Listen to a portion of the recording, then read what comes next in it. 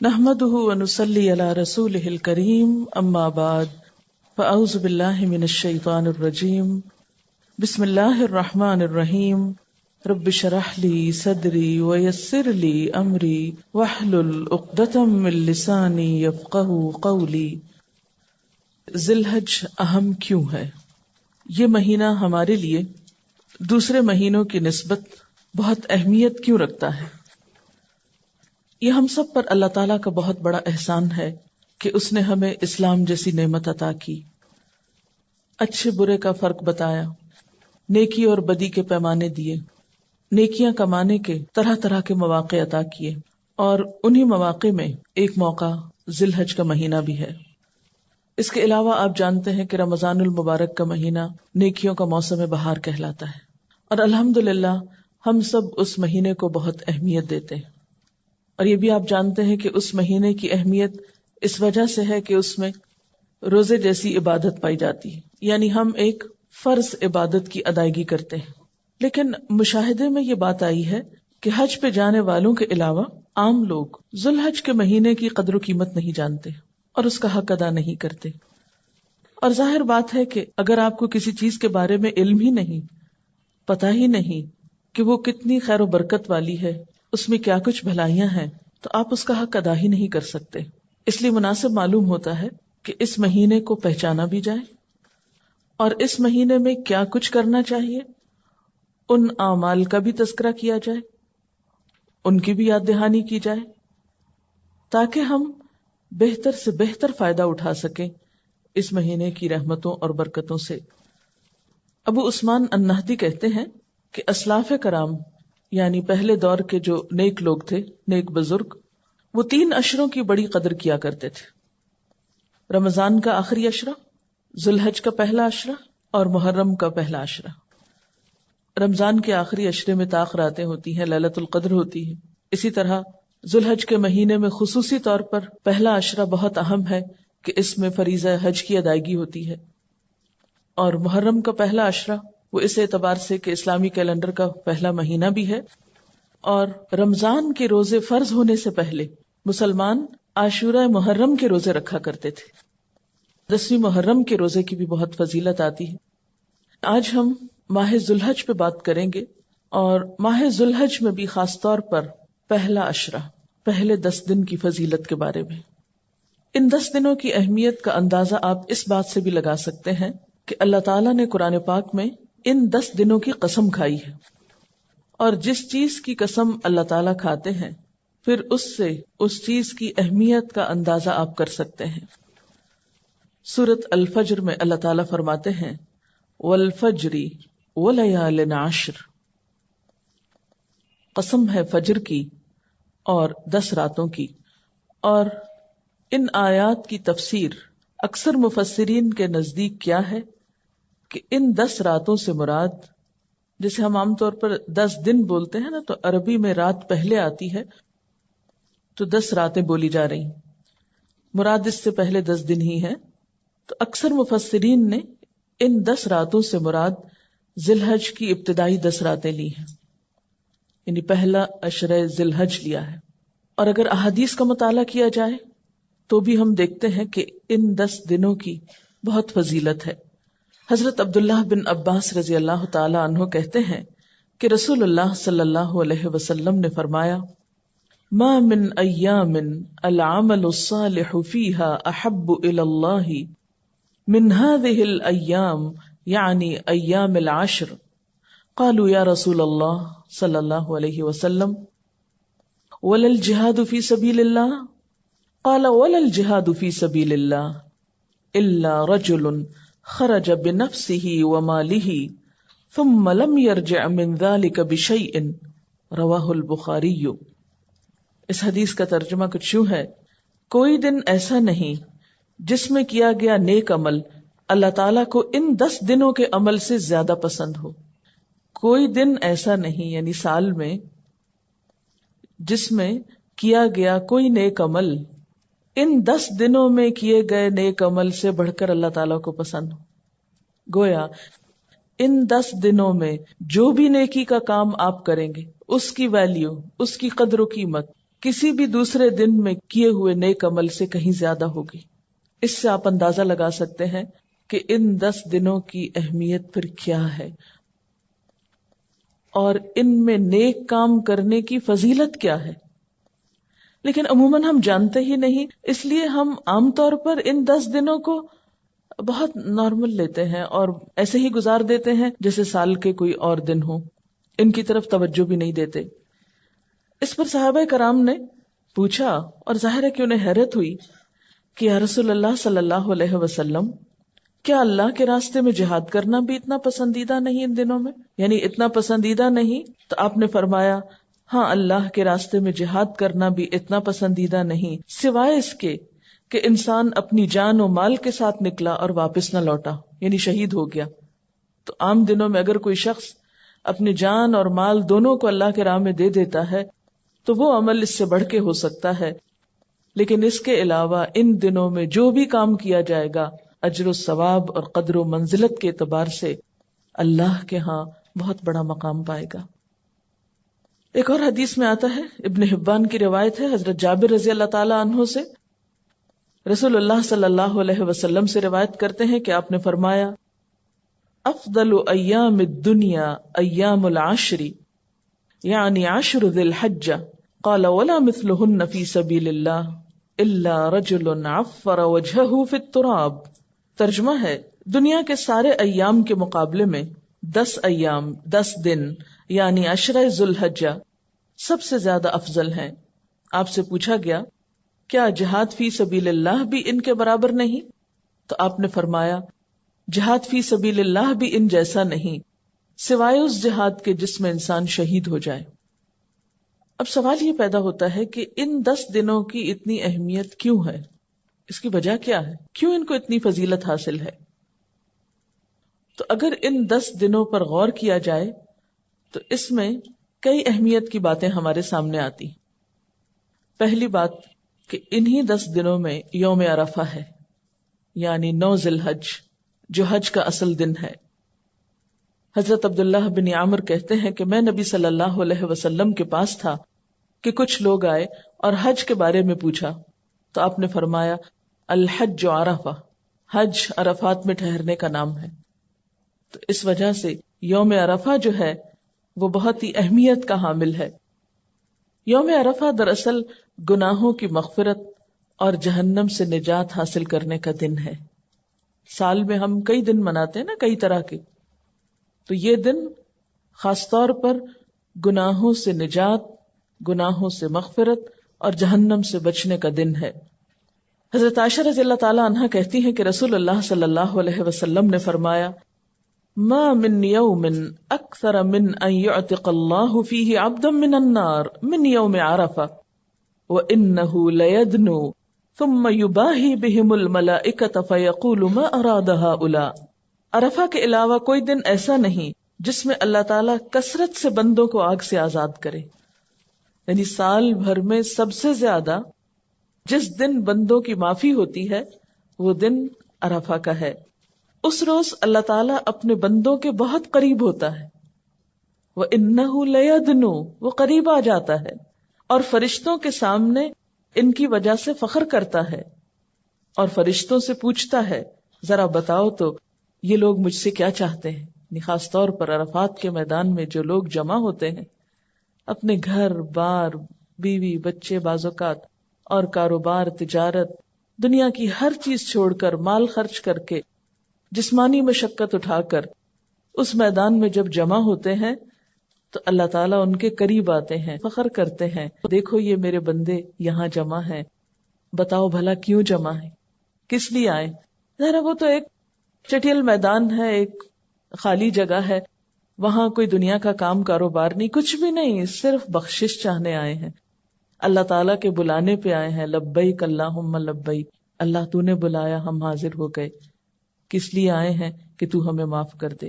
تو عشرہ ذی الحج کا یہ دن بہت ہی اہمیت کا حامل ہے، اس اعتبار سے کہ اس دن گناہوں کی بخشش ہوتی ہے، اور اس کثرت سے ہوتی ہے کہ رسول اللہ صلی اللہ علیہ وسلم نے فرمایا، عرفہ کے دن اللہ تعالیٰ فرشتوں کے سامنے فخر کرتا ہے کہ میرے بندوں کو دیکھو، پراگندہ سر، غبار آلود، دور دراز سے میرے پاس آئے ہیں اور میں تم کو گواہ بناتا ہوں کہ ان سب کو میں نے بخش دیا.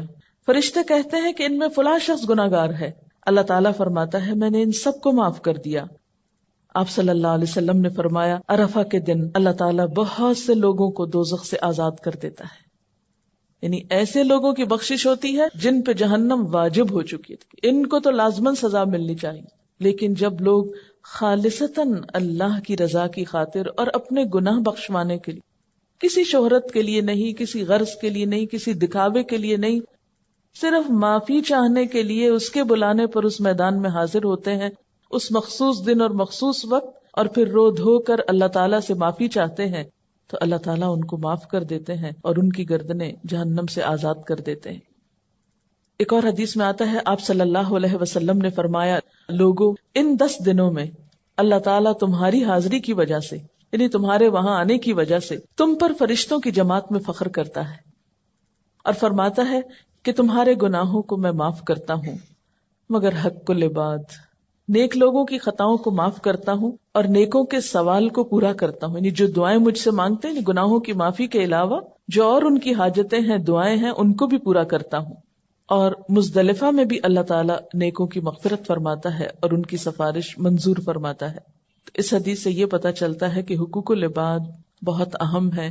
وہ گناہ جو ہم اللہ تعالیٰ کے حق میں قصور کر جاتے ہیں یا صغیرہ گناہ جن کو کہتے ہیں، وہ تو معاف ہو جاتے ہیں، لیکن حق العباد یا حقوق العباد کے بارے میں پھر بھی جب تک بندے معاف نہ کریں اس وقت تک معافی نہیں ہوتی، الا یہ کہ اللہ تعالیٰ ان بندوں کو کسی اور چیز سے راضی کر دے اور ان بندوں کی بخشش کر دے. یہ پھر ڈیپینڈ کرتا ہے کہ معافی مانگنے والا اپنے گناہوں پہ نادم کتنا ہے، شرمسار کتنا ہے، اور آئندہ کے لیے ان گناہوں سے بچنے کے لیے کیا سوچتا ہے. آپ صلی اللہ علیہ وسلم نے فرمایا اللہ کے نزدیک عرفہ کے دن کی بڑی فضیلت ہے.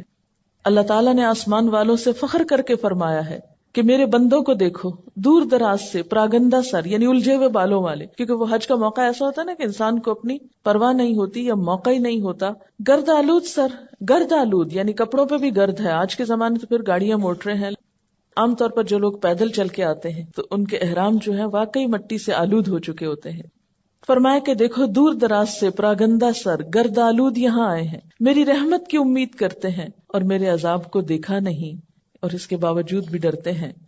مراد یہ ہے اس نویں تاریخ کو اللہ تعالیٰ بہت سے لوگوں کو دوزخ سے آزاد کر دیتا ہے. پھر آپ دیکھتے ہیں کہ اسی عشرہ ذی الحج میں یوم النحر بھی ہے، قربانی کا دن، اور یہ بھی سال کے دنوں میں بہت اہم دن ہے، کیونکہ رسول اللہ صلی اللہ علیہ وسلم نے فرمایا اعظم الایام عند اللہ یوم النحر و یوم القر. اللہ کے نزدیک سب سے زیادہ باوقار اور عظمت والا دن یوم النحر ہے. یعنی ہر دن کی اپنی فضیلت ہے. یوم عرفہ بخشش کا دن ہے اور یوم النحر یا قربانی کا دن بڑا عظمت والا دن ہے. اللہ کے ہاں اس کی بڑی قدر و منزلت ہے. اور پھر اس کے بعد منا میں ٹھہرنے کا دن یعنی اگلا دن. اب آپ دیکھیے کہ جو عشرہ اتنا اہم ہے اور اس کی اللہ تعالیٰ کے ہاں بہت قدر و منزلت ہے، اور پھر ان دو باتوں کے بارے میں پڑھ کر کے لوگ وہاں پر جا کر حج کرتے ہیں، قربانی کرتے ہیں، منا میں ٹھہرتے ہیں. اگر ہم لوگوں کو یہ موقع نہیں ملتا تو پھر کیا کریں؟ یعنی اگر ہم حج پہ نہیں جا سکتے تو یہاں رہ کر ان دنوں سے کیسے فائدہ اٹھا سکتے ہیں؟ ہمیں کیا کچھ کرنا چاہیے؟ تو آئیے چند باتیں اس کے بارے میں کرتے ہیں. سب سے پہلا کام، ذی الحج کا چاند دیکھ کر دعا مانگنی چاہیے. عام طور پر عید الفطر کا چاند تو بہت سے لوگ دیکھنے کا اہتمام کرتے ہیں، لیکن ذی الحج کا چاند دیکھنا بھول جاتے ہیں، کیونکہ ان دنوں کی حاجیوں کے نزدیک تو بہت اہمیت ہوتی ہے، لیکن عام لوگ بھولے ہوئے ہوتے ہیں. اور ویسے بھی ہر مہینے جب چاند دیکھیں تو دعا مانگیں، اور وہ دعا بھی بہت خوبصورت ہے. اللہم اہلہ علینا بالامن والایمان والسلامت والاسلام ربی وربک اللہ. اے اللہ تو اس چاند کو ہم پر امن و ایمان اور سلامتی اور اسلام کے ساتھ طلوع فرما. اے چاند میرا اور تمہارا رب اللہ ہی ہے. آپ دیکھیں کہ عموماً جب کوئی نیا سال آتا ہے، نیا مہینہ آتا ہے، نیا دن آتا ہے، تو جہاں خوشی ہوتی ہے وہاں ایک فکر کی لہر بھی دوڑ جاتی کہ پتہ نہیں کیا ہوگا، اس سال کیا ہوگا، اس مہینے کیا ہوگا، معلوم نہیں اس دفعہ کے حج پہ کیا ہوگا. جو لوگ جاتے ہیں وہاں وہ بھی فکر کرتے ہیں، جو پیچھے کے لوگ ہوتے ہیں ان کو بھی فکر ہوتی ہے. تو ایسے موقعوں پر اتنی خوبصورت دعا سکھائی گئی کہ امن، ایمان اور سلامتی کی دعائیں مانگو، اور اس وقت ہم سب کو کتنی ضرورت ہے. اسی طرح ایک اور دعا بھی حضور صلی اللہ علیہ وسلم سے مروی ہے. حضرت قتادہ سے روایت ہے کہ رسول اللہ صلی اللہ علیہ وسلم جب نیا چاند دیکھتے تو یہ دعا پڑھا کرتے تھے: ہلال خیر و رشد، ہلال خیر و رشد، آمنت بالذی خلقک. چاند ہدایت اور بھلائی کا ہو، چاند خیر و بھلائی کا ہو. یعنی 2 دفعہ آپ نے یہ دعا مانگی کہ یا اللہ یہ مہینہ خیر و بھلائی کا ہو، ہدایت کا ہو. میں ایمان لایا اس ذات پر جس نے تجھے پیدا کیا. یعنی میں تیری پوجا نہیں کرتا، اس رب کی عبادت کرتا ہوں کہ جو تجھے پیدا کرنے والا ہے. عام طور پر ہم ان دعاؤں کو اہمیت نہیں دیتے. ہم سمجھتے ہیں کہ ہاں بس ٹھیک ہے کہہ دیا اور لکھا ہوا ہے کتابوں میں اور ہونا چاہیے، لیکن جب اپنے عمل کی بات آتی ہے تو بھول جاتے ہیں. تو ایسے میں اگر آپ کو چاند دیکھنے کا اتفاق نہیں بھی ہوا یا نصیب نہیں بھی ہوا تو آپ کیا کیا کیجئے کہ جو اسلامی کیلنڈر کے ابتدا کی ڈیٹ ہے اگر آپ نے کہیں لکھ کے رکھی ہے تو اس پر اس دعا کو چھوٹا چھوٹا کر کے لکھ لیا کیجئے، اور ہر مہینے کے آغاز میں پڑھ لیا کریں. تو انشاءاللہ تعالی خیر و بھلائی ہوگی جس کی ہم سب بہت محتاج ہیں. پھر اسی طرح ایک اور دعا آتی ہے، ابو داؤد کی روایت ہے: الحمد للہ الذی ذہب بشہر کذا وجاء بشہر کذا. سب تعریف اس اللہ کے لیے ہے جو اس مہینے کو لے گیا، یعنی پچھلا مہینہ ذوالقعدہ کا چلا گیا اور دوسرا مہینہ آ گیا. یعنی دن اور رات کا پھیر اللہ کے ہاتھ میں ہے، مہینوں کا پھیر، وقت، سب کچھ اس کے ہاتھ میں ہے. اس لیے اسی کے لیے تعریف ہے اور اسی کے لیے شکر ہے. جب چاند دیکھ کر دعا مانگ چکے تو پھر اس کے بعد کیا کریں؟ کچھ اور کام ہے. اگر اللہ تعالی حج کی توفیق دے تو حج کا ارادہ کرنا چاہیے، نیت کرنی چاہیے. یہ مہینہ ہمیں ایک فریضے کی یاد دہانی کراتا ہے. اگر ہم پر حج فرض ہو، جو شخص سفر حج اور سواری کے اخراجات کا متحمل ہو اس پہ حج فرض ہوتا ہے. یعنی سفر کا خرچہ ہو اور وہاں رہنے کا خرچہ جس کے پاس موجود ہو. قرآن پاک میں اللہ تعالیٰ فرماتے ہیں: وَلِلَّهِ عَلَى النَّاسِ حِجُّ الْبَيْتِ مَنِ اسْتَطَاعَ إِلَيْهِ سَبِيلًا وَمَنْ كَفَرَ فَإِنَّ اللَّهَ غَنِيٌّ عَنِ الْعَالَمِينَ. لوگوں پر اللہ کا یہ حق ہے، یعنی اللہ کا حق ہے کہ جو اس کے گھر تک پہنچنے کی استطاعت رکھتا ہو، یعنی جو کوئی وہاں جا سکتا ہو وہ اس کا حج کرے، اور جو کوئی اس حکم کی پیروی سے انکار کرے، یعنی استطاعت کے باوجود جانے کا سوچتا ہی نہیں اور جائے ہی نہیں، تو اسے معلوم ہونا چاہیے کہ اللہ تمام دنیا والوں سے بے نیاز ہے. اسے پرواہ نہیں ہے ایسے لوگوں کی کہ جن کو اللہ نے مال دیا ہے، وسعت دی ہے، حیثیت دی ہے، استطاعت ہے، اور پھر بھی وہ اس کے گھر آنے کے لیے نہیں سوچتے، اس کی طرف رجوع نہیں کرتے. اسی لیے آپ صلی اللہ علیہ وسلم نے فرمایا: اگر کسی شخص کو واقعی محتاجی نہیں ہے اور کسی ظالم اقتدار کی طرف سے رکاوٹ بھی نہیں ہے، پھر بھی اس نے حج نہیں کیا، تو چاہے وہ یہودی ہو کر مرے یا نصرانی ہو کر. حضرت عبداللہ بن عباس کہتے ہیں کہ رسول اللہ صلی اللہ علیہ وسلم نے فرمایا: اے لوگو، تم پہ حج فرض ہو چکا ہے، اس کی ادائیگی میں جلدی کرو. یعنی جن لوگوں پہ حج فرض ہو چکا ہے ان کو فرمایا، اس لیے کہ تم میں سے کوئی نہیں جانتا کہ کب کیا رکاوٹ پیش آ جائے. کیونکہ بعض اوقات ہمارا ارادہ ہوتا ہے، نیت ہوتی ہے، تیاری ہوتی ہے، کچھ پتہ نہیں کہ آئندہ سال حالات کیا ہوں، صحت کیسی ہو، دنیا کے حالات کیا ہوں. اس لیے جس کو جب موقع ملے اپنی طرف سے فریضہ ادا کرنے کی پوری کوشش کرے. اور اس سلسلے میں خواتین کے لیے خاص طور پر آپ صلی اللہ علیہ وسلم نے کیا فرمایا کہ بوڑھوں، کمزوروں اور عورتوں کے لیے حج اور عمرہ کرنا ثواب میں جہاد کے برابر ہے. یہ تو تھا اس عشرے کا اہم ترین کام. دوسرا کام ہے روزہ رکھنا. روزہ رکھنا اللہ کے نزدیک افضل اور محبوب عمل ہے. حضرت ابو سعید خدری سے روایت ہے کہ رسول اللہ صلی اللہ علیہ وسلم نے فرمایا: جو شخص اللہ کی راہ میں ایک روزہ رکھتا ہے، اللہ تعالیٰ اس کے بدلے میں اس کے اور جہنم کے درمیان 70 سال کا فاصلہ پیدا فرما دیتے. یعنی روزہ جو ہے ایک ایسی پسندیدہ عبادت ہے جو انسان کو دوزخ کی آگ سے دور کرتی ہے. رمضان کے روزے تو فرض ہیں، ان دنوں کے روزے فرض تو نہیں ہیں لیکن بہت اجر و ثواب کے حامل ہیں. ابھی پیچھے آپ نے حدیث پڑھی نا کہ ان دنوں میں کوئی بھی جو نیک عمل کیا جاتا ہے وہ عام دنوں کی نسبت بہت زیادہ ثواب کا حامل ہوتا ہے. تو مثلا اس عشرے میں روزہ رکھیں گے تو اس کا اجر و ثواب جو ہے وہ کہیں زیادہ ہوگا پچھلے مہینے کے روزے رکھنے سے. یا مثلا اس سے آگے ایک رمضان کے روزوں کا بہت ثواب ہے، پھر اسی طرح عاشورہ محرم کے روزے کا اور ذی الحج کے ان پہلے دنوں کے روزے کا، اور خاص طور پر 9 تاریخ کا روزہ، 9 ذی الحج کا روزہ جو حاجیوں کے لیے تو نہیں ہے، لیکن ہم جیسے لوگ جو پیچھے ہوں وہ اہل حج کے ساتھ اس دن روزے جیسی عبادت کے ذریعے ان کے ساتھ شریک ہو سکتے ہیں. اس کے بارے میں آپ صلی اللہ علیہ وسلم نے فرمایا صوم یوم عرفہ احتسب علی اللہ ان یکفر السنۃ التي قبلہ والتي بعدہ. صحیح مسلم کی روایت ہے، یوم عرفہ کے روزے کے متعلق مجھے اللہ تعالیٰ سے امید ہے کہ وہ 1 سال پہلے اور 1 سال بعد کے گناہوں کے لیے کفارہ بن جائے گا. یعنی اگر آپ اس دن کا روزہ رکھتے ہیں تو اللہ تعالیٰ سے اس امید کے ساتھ کہ پچھلے سال کے بھی گناہ معاف ہو جائیں اور آئندہ کے بھی، یعنی جو کیے ہیں اور جو نہیں کیے. ایک اور روایت میں آتا ہے کہ عشرہ ذی الحج میں عبادت اللہ تعالیٰ کو بہت پسند ہے. ان دنوں میں ایک روزہ رکھنے کا ثواب سال بھر کے روزوں کے ثواب کے برابر ہوتا ہے. ترمذی کی اس روایت میں کیا آتا ہے کہ اگر آپ ان دنوں میں روزہ رکھتے ہیں، مثلا یہ پہلے 9 دن، ایک ایک روزے کا ثواب کتنا ہے جیسے آپ نے سال بھر روزہ رکھا. اور اگر آپ کے مثلا قضا روزے رہتے ہیں تو آپ کو کبھی بھی رکھنے ہیں، اگر ان دنوں میں رکھ لیں تو اس میں کیا ہوگا، قضا بھی ہو جائے گی اور ان دنوں میں روزہ رکھنے کا ثواب بھی ہو جائے گا. لیکن 9 تاریخ کا روزہ جو ہے وہ خالصتاً اسی نیت سے رکھیے، اس کو قضا میں نہ رکھیے. حضرت حنیدہ بن خالد اپنی بیوی سے روایت کرتے ہیں اور وہ حضور صلی اللہ علیہ وسلم کی زوجہ محترمہ سے روایت کرتی ہیں. وہ فرماتی ہیں کہ رسول اللہ صلی اللہ علیہ وسلم 10ویں محرم اور ذی الحج کے 9 دن اور 3 دن ہر مہینے سے اس طرح کے پہلی پیر اور 2 خمیس روزے رکھتے تھے.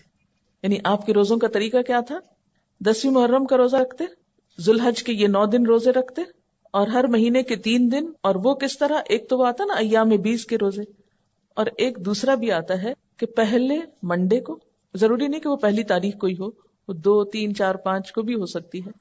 تو آپ صلی اللہ علیہ وسلم ہر مہینے میں پہلی پیر، پھر خمیس اور اس کے بعد والی خمیس کے روزے نہیں چھوڑتے تھے. خمیس کہتے ہیں تھرسڈے کو، جمعرات. ہر ماہ کی پہلی پیر، پھر جمعرات اور اس کے بعد والی جمعرات، یعنی اس طریقے پر آپ روزے رکھا کرتے تھے. اب آپ یہاں پر روایت کو بھی دیکھیے کہ شوہر بیوی سے روایت کر رہے ہیں، اور بیوی کہاں سے کر رہی ہیں، آپ صلی اللہ علیہ وسلم کی زوجہ محترمہ سے. اس سے کیا پتہ چلتا ہے کہ اسلام میں علم مرد اور عورت دونوں کے لیے، اور علم کی خدمت دونوں نے کی ہے. حضرت عائشہ رضی اللہ تعالیٰ عنہا سے روایت ہے جس میں ان سے ان روزوں کے متعلق سوال ہوا کہ کیا آپ یہ روزے رکھتے تھے، تو انہوں نے جواب دیا ہاں.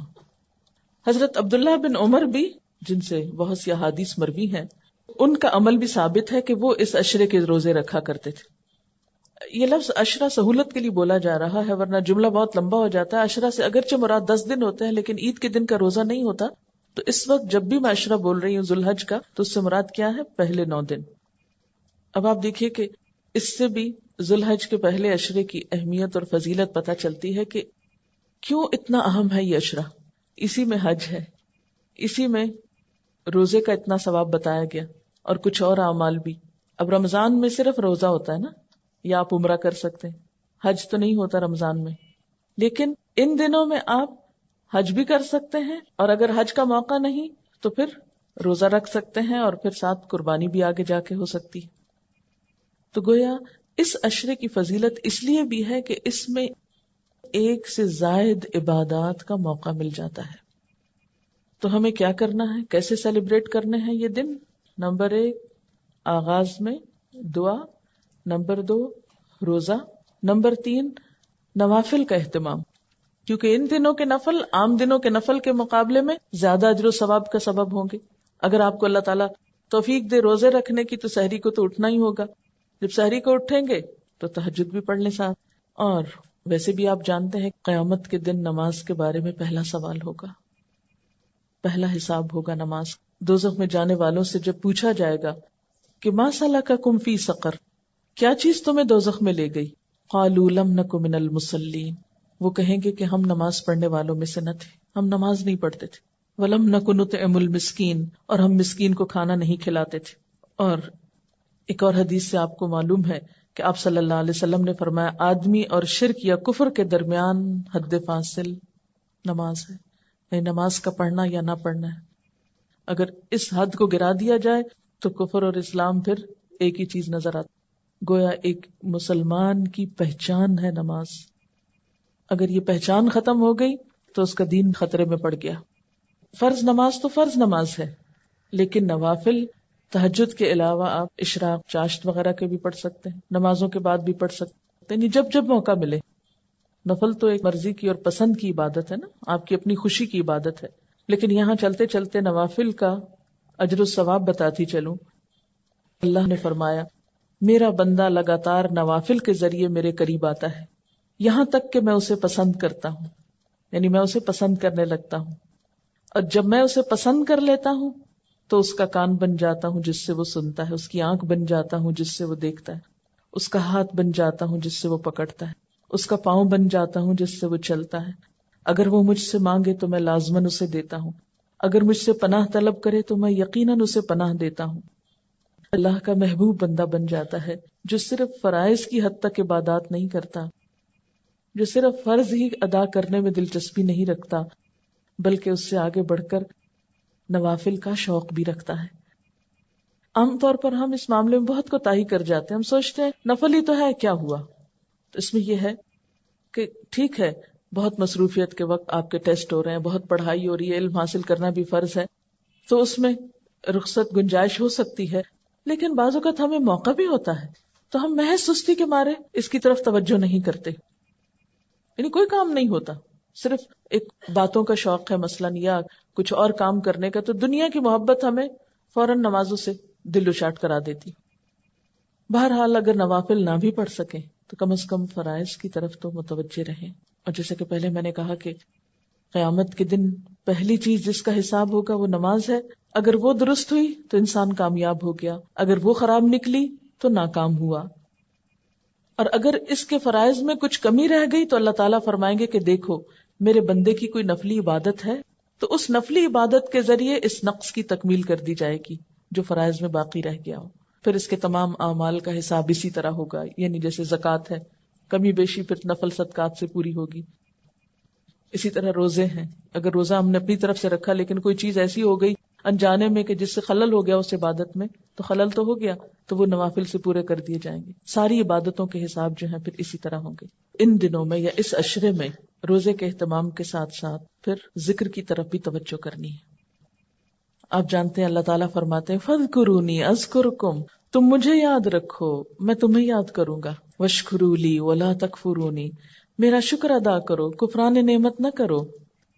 اور ذکر کرنے کا فائدہ خود ہم ہی کو ہوتا ہے. الا بذکر اللہ تطمئن القلوب، سنو اللہ کے ذکر سے دلوں کو اطمینان نصیب ہوتا ہے.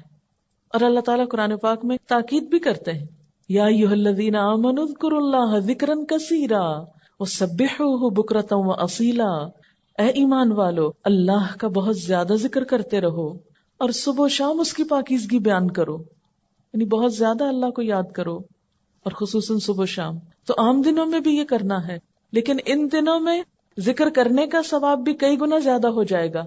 یاد رکھیے جتنی بھی چیزوں کی آپ کو یاد دہانی کرائی جا رہی ہے یہ کس لیے ہے کہ ان عبادتوں کا اہتمام ہم میں سے کچھ لوگ پہلے سے کرتے ہیں، لیکن ہوتا کیا ہے جیسے رمضان آیا ہم نے بہت سی عادتیں ڈالی، پھر آہستہ آہستہ آہستہ اپنی اصل روٹین پہ آ جاتے ہیں، پھر کوتاہی ہوتے ہوتے پھر وہیں جا کھڑے ہوتے ہیں گویا ہم نے کچھ نہ سیکھا تھا رمضان میں.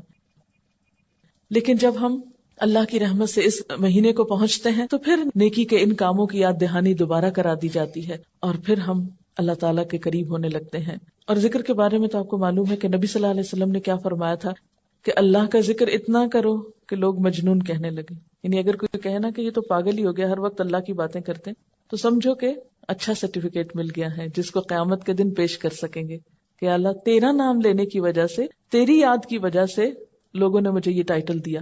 عموماً ہم اس ٹائٹل سے بھاگتے ہیں کہ لوگ ہمیں معلوم نہیں کیا کہیں گے، کیونکہ ذکر سے مراد صرف مخصوص تسبیحات ہی نہیں ہے بلکہ اللہ تعالیٰ کا نام لینا کسی بھی طریقے سے.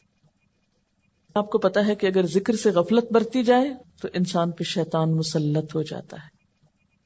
اللہ تعالیٰ فرماتے ہیں وَمَن يَعْشُ عَن ذِكْرِ الرَّحْمَنِ نُقَيِّضْ لَهُ شَيْطَانًا فَهُوَ لَهُ قَرِينٌ.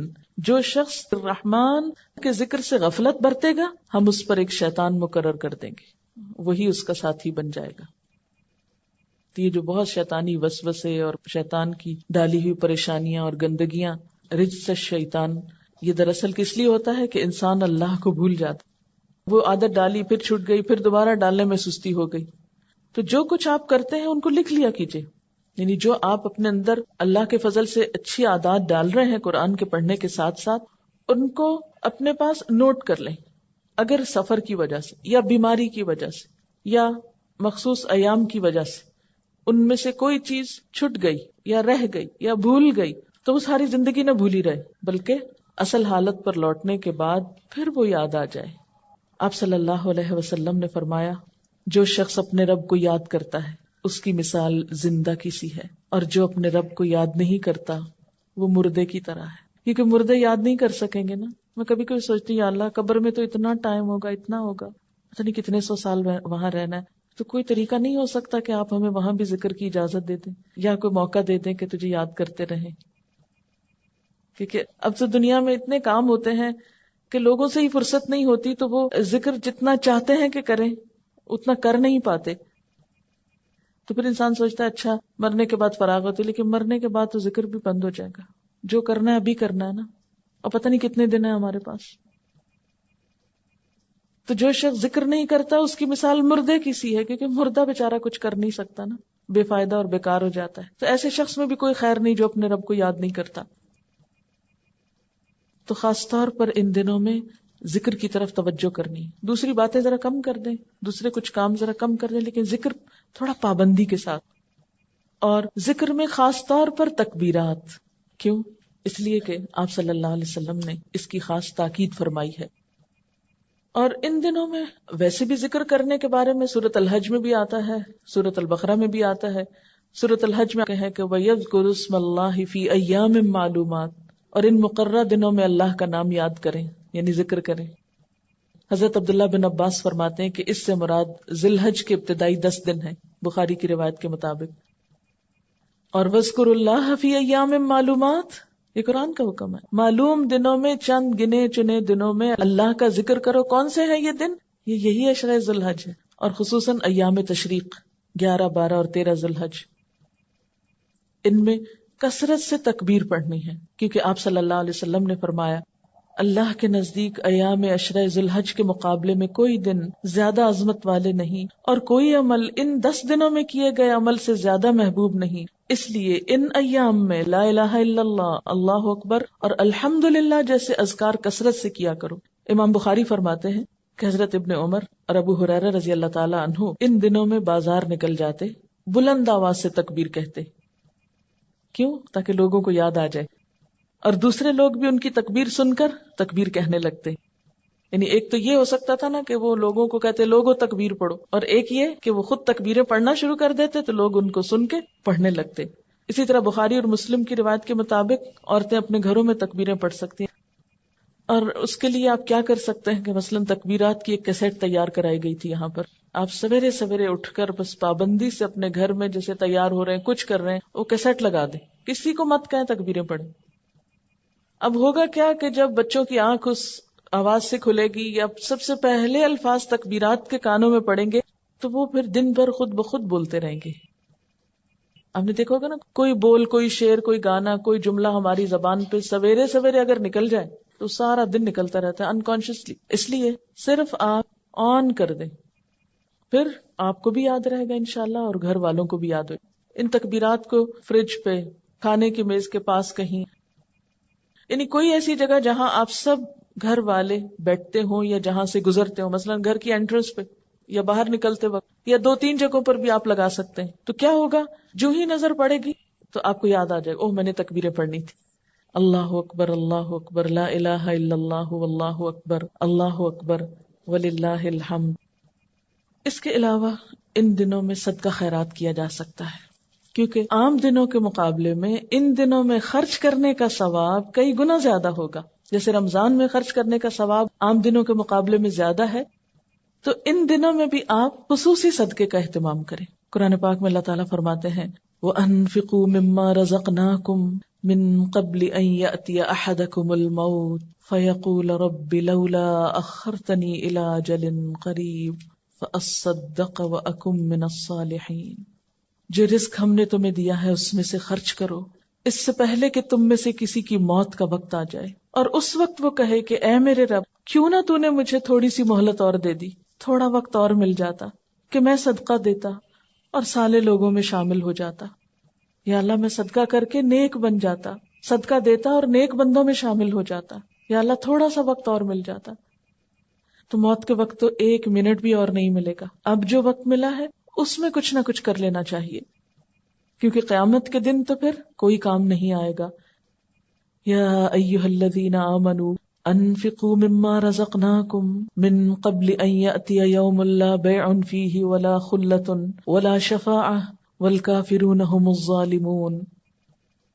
اے لوگو جو ایمان لائے ہو، جو کچھ مال و متاع ہم نے تم کو بخشا ہے، جو کچھ ہم نے تم کو دیا ہے اس میں سے خرچ کرو، یعنی اپنی ملکیت کی چیزوں میں سے کرنا چاہیے قبل اس کے کہ وہ دن آ جائے جس میں نہ خرید و فروخت ہوگی، کیونکہ دنیا میں ہم مال بچا کے رکھتے ہیں کہ بزنس میں لگائیں گے، نہ دوستی کام آئے گی نہ سفارش چلے گی. اور ظالم اصل میں وہ ہیں جو انکار کی روش اختیار کرتے ہیں، یعنی احکام سن کے بھی ٹس سے مس نہیں ہوتے.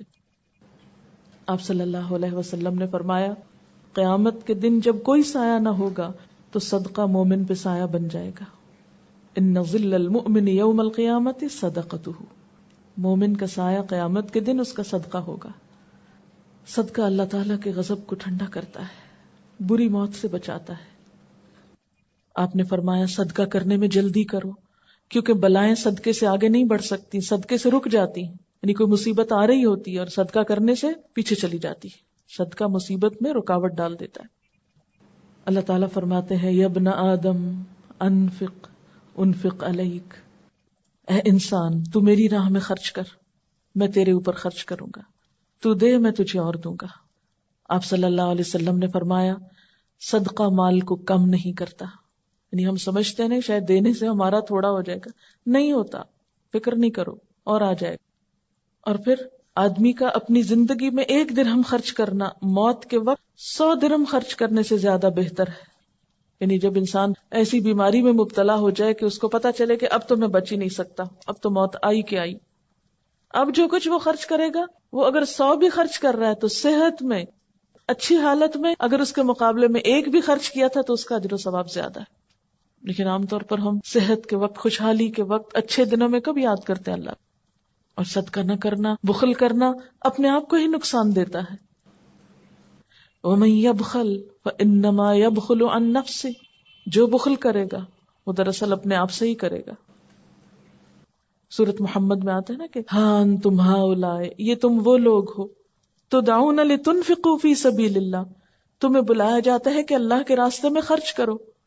فمنکم من یبخل، تو تم میں سے بعض لوگ بخل کرتے ہیں، کچھ نہیں دیتے. ومن یبخل فانما یبخل عن نفسہ، تو جس نے بخل کیا وہ دراصل اپنی ہی ذات کے لیے بخل کرتا ہے، اپنے آپ سے ہی بخل کرتا ہے، اپنا ہی نقصان کرتا. فَأَمَّا مَن بَخِلَ وَاسْتَغْنَى وَكَذَّبَ بِالْحُسْنَى فَسَنُيَسِّرُهُ لِلْعُسْرَى وَمَا يُغْنِي عَنْهُ مَالُهُ إِذَا تَرَدَّى، جس نے بخل کیا اور اللہ تعالیٰ سے بے نیازی برتی اور بھلائی کو جھٹلایا، اس کو ہم سخت راستے کی سہولت دیں گے، یعنی اس کے لیے مشکلات پیدا کریں گے. اس کا مال آخر اس کے کس کام آئے گا جب وہ خود ہلاک ہو گیا. انسان فوت ہو جائے تو مال و دولت جو پیچھے ہے وہ نجات تو نہیں دے سکتا، وہ تو اب وارثوں کا ہو گیا. وہ جہاں چاہے خرچ کریں، چاہے تو اچھی جگہ پہ کریں اور چاہے تو غلط جگہ پہ خرچ کریں. کمایا آپ نے تھا، محنت آپ نے کی، مالک آپ تھے، لیکن جب آپ چلے گئے دنیا سے تو اوروں کا ہو گیا اور انہوں نے اس کے ساتھ جو جی چاہا کیا. مال مفت دل بے رحم، کیونکہ جو مال انسان خود کماتا ہے اس کی پھر قدر ہوتی، اور جو وراثت میں مفت میں مل جاتا ہے عموماً اس کی قدردانی نہیں ہوتی. اور یہ بھی یاد رکھیے کہ اللہ کی راہ میں دینے والوں کے لیے فرشتے بھی دعائیں کرتے ہیں. بخاری کی روایت ہے ہر روز صبح 2 فرشتے اترتے ہیں. ایک یہ دعا کرتا ہے یا اللہ سخی اور خرچ کرنے والے کو مال میں زیادتی اور برکت دے. دوسرا کہتا ہے نہ دینے والے بخیل اور کنجوس کے مال میں کمی کر دے اور اس کو برباد کر دے. تو ان دنوں میں خصوصی صدقات کرنے ہیں آپ کو انشاءاللہ. سب سے پہلی چیز، اگر آپ نے ابھی تک زکوٰۃ نہیں دی تو فوراً اس کا حساب کیجیے. یعنی زکوٰۃ اگر ڈیو ہے، کیونکہ بعض اوقات ہم رمضان میں دے دیتے ہیں یا آدھی اس وقت دے دیتے ہیں، پھر سوچتے ہیں اچھا بعد میں کچھ دے دیں گے، تو تاخیر نہ کیجیے، اس کو ادا کیجیے. پھر اسی طرح صدقے کی مختلف اقسام کی طرف توجہ کیجیے. فرض صدقے کی ادائیگی کے بعد، کیونکہ اگر فرض ادا نہیں ہوا تو نفل کا اتنا فائدہ نہیں ہوگا. نفل سے فرض پورا کیا جائے گا اور کئی نفل ملا کے ایک فرض بنتا ہے، تو اس لیے پہلے فرض ادا کریں.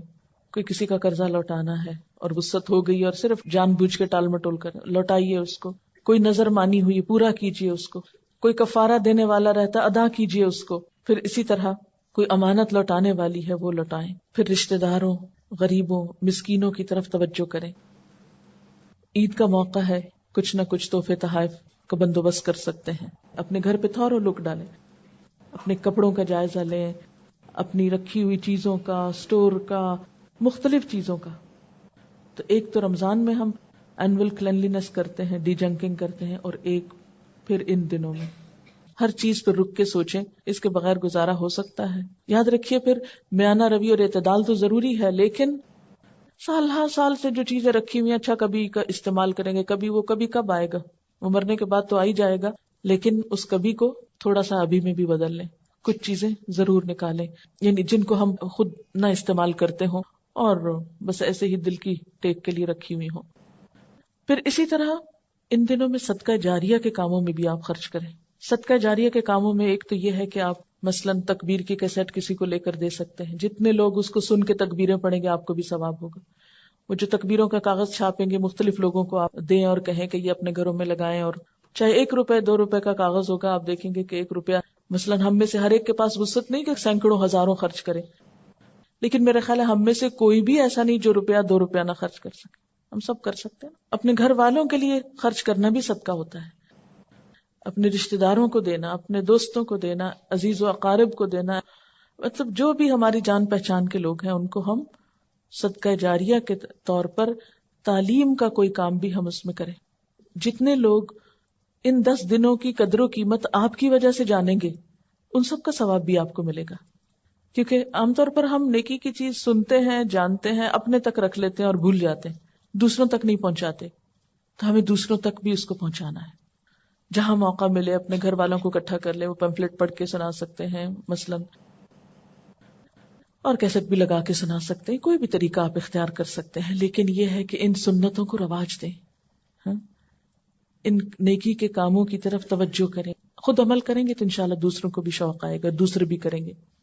پھر اسی طرح صدقہ جاریہ کے کاموں میں کوئی بھی آپ جو چیز سوچ سکتے ہیں جو علم کو پھیلانے کے لیے اور علم کو عام کرنے کے لیے آپ کوئی بھی طریقہ کر سکتے ہیں.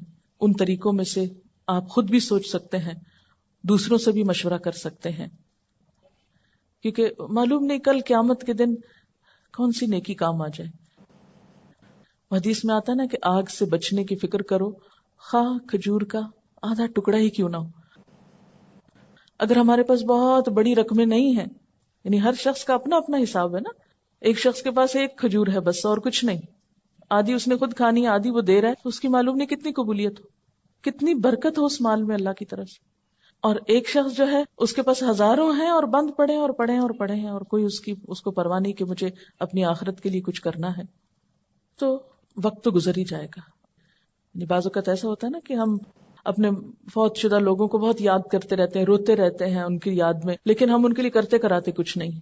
تو ہمارا رونا، ہمارے آنسو ان کو کیا فائدہ دے گا؟ وہ تو ہم اپنی خاطر بہا رہے ہیں، اپنا دل ہلکا کر رہے ہیں، تو اپنی خاطر ہے، ان کے لیے تو نہیں ہے. تو ان کے لیے کیا ہو سکتا ہے؟ صدقہ جاریہ یا ایصال ثواب کے کاموں میں اہم ترین کام کیا ہے کہ ان کی طرف سے ہم کوئی ایسا صدقہ کریں کہ جس سے ان کو ثواب پہنچے اور مستقل پہنچتا رہے. قرآن پاک کی آیت سورۃ الدہر کی جو ہے، ان الابرار یشربون من کأس کان مزاجها کافورا عینا یشرب بها عباد اللہ یفجرونها تفجیرا یوفون بالنذر ویخافون یوما کان شرہ مستطیرا وَيُطْعِمُونَ الطَّعَامَ عَلَى حُبِّهِ مِسْكِينًا وَيَتِيمًا وَأَسِيرًا إِنَّمَا نُطْعِمُكُمْ لِوَجْهِ اللَّهِ لَا نُرِيدُ مِنْكُمْ جَزَاءً وَلَا شُكُورًا۔ نیک لوگ جنت میں شراب کے ایسے ساغر پیئیں گے جن میں آب کافور کی آمیزش ہوگی۔ یہ ایک بہتا چشمہ ہوگا جس کے پانی کے ساتھ اللہ کے بندے شراب پیئیں گے، اور جہاں چاہیں گے بسہولت اس کی شاخیں نکال لیں گے۔ یعنی اللہ جنت کے یہ چشمے کن لوگوں کو دے گا؟ یہ وہ لوگ ہوں گے جو نظر پوری کرتے ہیں، یعنی جب کوئی اللہ کی راہ میں کام کرنے کا عہد کر لیتے ہیں تو پھر اس کو پورا بھی کرتے ہیں۔ یہ نہیں کہ جب نیکی کے محفل میں ہوئے تو سوچ لیا اچھا میں اللہ کے راستے میں یہ دوں گی، اور جب باہر نکلے تو سب بھول بھلا گئے۔ جو نظر پوری کرتے ہیں اور اس دن سے ڈرتے ہیں جس کی آفت ہر طرف پھیلی ہوئی ہوگی۔ قیامت کے دن کی آفت ہر طرف پھیل جائے گی، ہر چیز کو اپنی لپیٹ میں لے لے گی، کوئی نہیں بچے گا۔ اور اللہ کی محبت میں یتیم اور مسکین اور قیدی کو کھانا کھلاتے ہیں، اور ان سے کہتے ہیں کہ ہم تمہیں صرف اللہ کی خاطر کھلا رہے ہیں، ہم تم سے نہ کوئی بدلہ چاہتے ہیں نہ شکریہ چاہتے ہیں۔ یعنی دے کر وہ کسی شکریہ اور اپریسیشن کے بھی انتظار میں نہیں ہوتے، کیونکہ بعض اوقات ایسا ہوتا ہے نا کہ ہم وہاں تو دیتے ہیں جو ہماری تعریف کے پل باندھے، جو ہمارے نام کا اعلان کرے، کسی لسٹ میں ہمارا نام آ جائے یا کسی تختی پہ ہمارا نام لکھا جائے۔ ایسی جگہوں پہ تو خوب دل کھول کے بعض اوقات لوگ دیتے ہیں، لیکن افسوس کہ کتنے تھوڑے صلے کے لیے صرف نام لگانے۔ مثلا اگر کسی پلیٹ میں میرا نام لکھا ہوا بھی اور 10 لوگ وہاں سے گزر کے پڑے، ان کو کیا پتا میں کون ہوں؟ میرا تو اجر بھی گیا اور حاصل بھی کچھ نہ ہوا، اور اس پلیٹ پہ گرد پڑ رہی ہے، اور تھوڑے عرصے کے بعد کیا ہوگا؟ کوئی اور آئے گا، ہمارے جانے کے بعد پلیٹ بھی اتر جائے گی اور سب کچھ یہیں رہ گیا۔ یا اگر ہمیں کسی نے کوئی تعریف کا ایک خط لکھ دیا کہ آپ کا بہت شکریہ، آپ نے بہت اچھا کام کیا، تو وہ ردی میں پڑا رہ جائے گا خط بھی، اس کو فریم کرا کے دروازے کے باہر تھوڑی لٹکانا ہوگا ہم نے۔ کتنے دن اس تعریف کی ہمیں گرمی پہنچے گی، کیا حاصل ہوگا؟ اس تعریف سے کتنا پیٹ بھر جائے گا ہمارا؟ کچھ بھی نہیں۔ لیکن افسوس یہ کہ ہمارا نفس ہمیں اللہ کی خاطر خلوص اور اخلاص سے کام کرنے نہیں دیتا۔ ایسے کاموں میں تو ہمارا شوق بڑھاتا ہے جہاں ہمارا نام ہو، اور جہاں نام نہ ہو وہاں ہم کام کے لیے بھی نظر نہیں آتے۔ امام ابن حجر اسقلانی کہتے ہیں عشرہ ذوالحج کی امتیازی فضیلت کا ایک سبب یہ معلوم ہوتا ہے کہ ساری اہم ترین باتیں اس عشرے میں جمع ہیں، نماز، روزہ، صدقہ، حج وغیرہ، اور اس کے علاوہ دیگر موقعوں پر یہ ساری باتیں اکٹھی نہیں ہوتی۔ اب صدقے میں سب سے اہم کام جو ہے وہ قربانی ہے، یعنی باقی صدقات بھی آپ کریں گے لیکن قربانی بھی کریں گے۔ قربانی جو ہے اس عشرے کی اہم ترین عبادت ہے، یعنی صدقہ خیرات کی ایک بہترین قسم ہے۔ لیکن قربانی ہے کیا چیز؟ قربانی کا لفظ جو ہے یہ قرب سے نکلا ہے۔ قرب کا کیا مطلب ہوتا ہے؟ کسی کے قریب جانا، قریب ہونے کی کوشش کرنا، مکان، زمان، یعنی ہر طرح سے قریب ہونے کے لیے آتا ہے، یعنی جگہ میں قریب ہونا، پھر وقت میں قریب ہونا، یا نسبت یعنی رشتہ داری اور تعلق میں قریب ہونا، اسی طرح مرتبے میں، ان سب چیزوں کے لیے لفظ استعمال ہوتا ہے۔ تو قربان ہر وہ چیز جس کے ذریعے اللہ کی قرب جوئی کی جائے، یعنی قرب تلاش کیا جائے۔ قربان یعنی لفظ قرب سے نکلا ہے۔ پھر قربان کس کو کہتے ہیں؟ ہم کہتے ہیں نا قربان جاؤں، تو ہم تو اس کو فعل کے طور پر استعمال کرتے ہیں، لیکن قربان ہر وہ چیز جس کے ذریعے اللہ کا قرب حاصل کیا جائے، اللہ کا تقرب حاصل کیا جائے۔ اور اصطلاح میں قربانی سے مراد کیا ہے؟ یوم النحر اور ایام تشریق میں اللہ تعالیٰ کی رضامندی اور خوشنودی اور قرب حاصل کرنے کے لیے اونٹ، گائے، بکری، بھیڑ یا دمبا ذبح کرنا، یعنی یہاں خاص طور پر جانور کی قربانی مراد ہے۔ سوال یہ پیدا ہوتا ہے کہ قربانی کی ابتدا کب سے ہوئی، یعنی یہ کام کب سے لازم ہوا؟ قرآن پاک میں اللہ تعالیٰ فرماتے ہیں سورۃ الحج میں لِكُلِّ أُمَّةٍ جَعَلْنَا مَنْسَكًا هُمْ نَاسِكُوهُ، ہر امت کے لیے ہم نے قربانی کا ایک طریقہ مقرر کیا جس کی وہ پیروی کرتی ہے۔ گویا قربانی کا یہ حکم ہر امت کے لیے رہا ہے۔ اس کا آغاز حضرت آدم علیہ السلام کے زمانے میں ہوا۔ قرآن پاک میں اللہ تعالیٰ حضرت آدم علیہ السلام کے 2 بیٹوں کا قصہ بیان کرتے ہیں، وَاتْلُ عَلَيْهِمْ نَبَأَ ابْنَيْ آدَمَ بِالْحَقِّ اذ قربا قربانا فتقبل من احدهما ولم يتقبل من الاخر۔ اور انہیں ذرا آدم علیہ السلام کے 2 بیٹوں کا قصہ بے کم و کاس سنا دیجئے۔ جب ان دونوں نے قربانی کی تو ان میں سے ایک کی قربانی قبول کی گئی اور دوسرے کی نہ کی گئی۔ تو اس سے کیا پتہ چلتا ہے کہ حضرت آدم علیہ السلام کے بیٹوں نے بھی قربانی کی، یعنی قربانی آج سے نہیں، قربانی تو آدم علیہ السلام کے زمانے سے ہے، یعنی اس کا تصور اس وقت سے موجود ہے۔ پھر اسی طرح حضور صلی اللہ علیہ وسلم کو بھی قربانی کا حکم ہے، فَصَلِّ لِرَبِّكَ وَانْحَرْ، اپنے رب کے لیے نماز پڑھیے اور قربانی کیجیے۔ ایک اور جگہ پر فرمایا قُلْ إِنَّ صَلَاتِي وَنُسُكِي وَمَحْيَايَ وَمَمَاتِي لِلَّهِ رَبِّ الْعَالَمِينَ، آپ کہہ دیجئے بے شک میری نماز، میری قربانی، میرا جینا، میرا مرنا اللہ رب العالمین کے لیے ہے۔ تو آپ کو یہاں بھی حکم دیا جا رہا ہے کہ قربانی کیجئے اور اللہ کے لیے کیجئے، اور فَصَلِّ لِرَبِّكَ وَانْحَرْ، یہاں بھی اپنے رب کے لیے قربانی کیجیے۔ گویا قربانی ایک تو یہ ہے کہ اللہ کا حکم ہے، اور دوسرے یہ کہ اللہ ہی کی خاطر ہونی چاہیے۔ جو ہمارے قربانی کا طریقہ ہے یہ کہاں سے آیا؟ یعنی قربانی کی مختلف شکلیں پچھلی امتوں میں رائج رہیں، لیکن یہ طریقہ جس پہ ہم قربانی کرتے ہیں یہ کب سے ہوا؟ اس کے بارے میں ایک دفعہ صحابہ کرام نے حضور صلی اللہ علیہ وسلم سے پوچھا کہ اے اللہ کے رسول صلی اللہ علیہ وسلم، یہ قربانی کیا ہے؟ آپ نے فرمایا سنت ابیکم ابراہیم، یہ تمہارے ابا ابراہیم علیہ السلام کی سنت ہے، ان کا طریقہ ہے۔ اس سنت کا تذکرہ قرآن پاک نے بہت خوبصورت انداز میں کیا ہے۔ سورۃ الصافات کی آیت نمبر 100 سے لے کر 111 آیات ہیں۔ وقال انی ذاہب الی ربی سیہدینی رب ہب لی من الصالحین فبشرناہ بغلام حلیم فلما بلغ معه السعی قال یا بنی انی ارى فی المنام انی اذبحک فانظر ماذا ترى قال یا ابت افعل ما تؤمر ستجدنی ان شاء اللہ من الصابرین فلما اسلما وتلہ للجبین ونادیناہ ان یا ابراہیم قد صدقت الرؤیا انا كذلك نجزی المحسنین ان هذا لهو البلاء المبین وفدیناہ بذبح عظیم وترکنا علیہ فی الآخرین سلام علی ابراہیم كذلك نجزی المحسنین انہ من عبادنا المؤمنین۔ ابراہیم علیہ السلام نے کہا میں اپنے رب کی طرف جاتا ہوں، وہی میری رہنمائی کرے گا۔ اے پروردگار، مجھے ایک بیٹا عطا کر جو صالحین میں سے ہو، یعنی نیک ہو۔ تو اللہ تعالیٰ نے دعا کے جواب میں کیا فرمایا؟ ہم نے اس کو ایک حلیم یعنی بردبار لڑکے کی بشارت دی۔ وہ لڑکا جب اس کے ساتھ دوڑ دھوپ کرنے کی عمر کو پہنچ گیا تو ایک روز ابراہیم علیہ السلام نے اس سے کہا بیٹا، میں خواب میں دیکھتا ہوں کہ میں تجھے ذبح کر رہا ہوں، اب تو بتا تیرا کیا خیال ہے؟ اس نے کہا ابا جان، جو کچھ آپ کو حکم دیا جا رہا ہے اسے کر ڈالیے، آپ انشاءاللہ مجھے صابروں میں سے پائیں گے۔ آخر کو جب ان دونوں نے سر تسلیم خم کر دیا، یعنی باپ بیٹا دونوں ہی اپنے آپ کو حوالے کر گئے، اور ابراہیم علیہ السلام نے بیٹے کو ماتھے کے بل گرا دیا، اور ہم نے آواز دی اے ابراہیم، تو نے اپنا خواب سچ کر دکھایا، ہم نیکی کرنے والوں کو ایسی ہی جزا دیتے ہیں۔ یقیناً یہ ایک کھلی آزمائش تھی، اور ہم نے ایک بڑی قربانی فدیے میں دے کر اس بچے کو چھڑا لیا، اور اس کی تعریف و توصیف ہمیشہ کے لیے بعد کی نسلوں میں چھوڑ دی۔ سلام ہے ابراہیم پر، ہم نیکی کرنے والوں کو ایسی ہی جزا دیتے ہیں، یقیناً وہ ہمارے مومن بندوں میں سے تھا۔ تو یہ ہے وہ واقعہ ابراہیم علیہ السلام کی قربانی کا جو قرآن نے ان الفاظ میں بیان کیا۔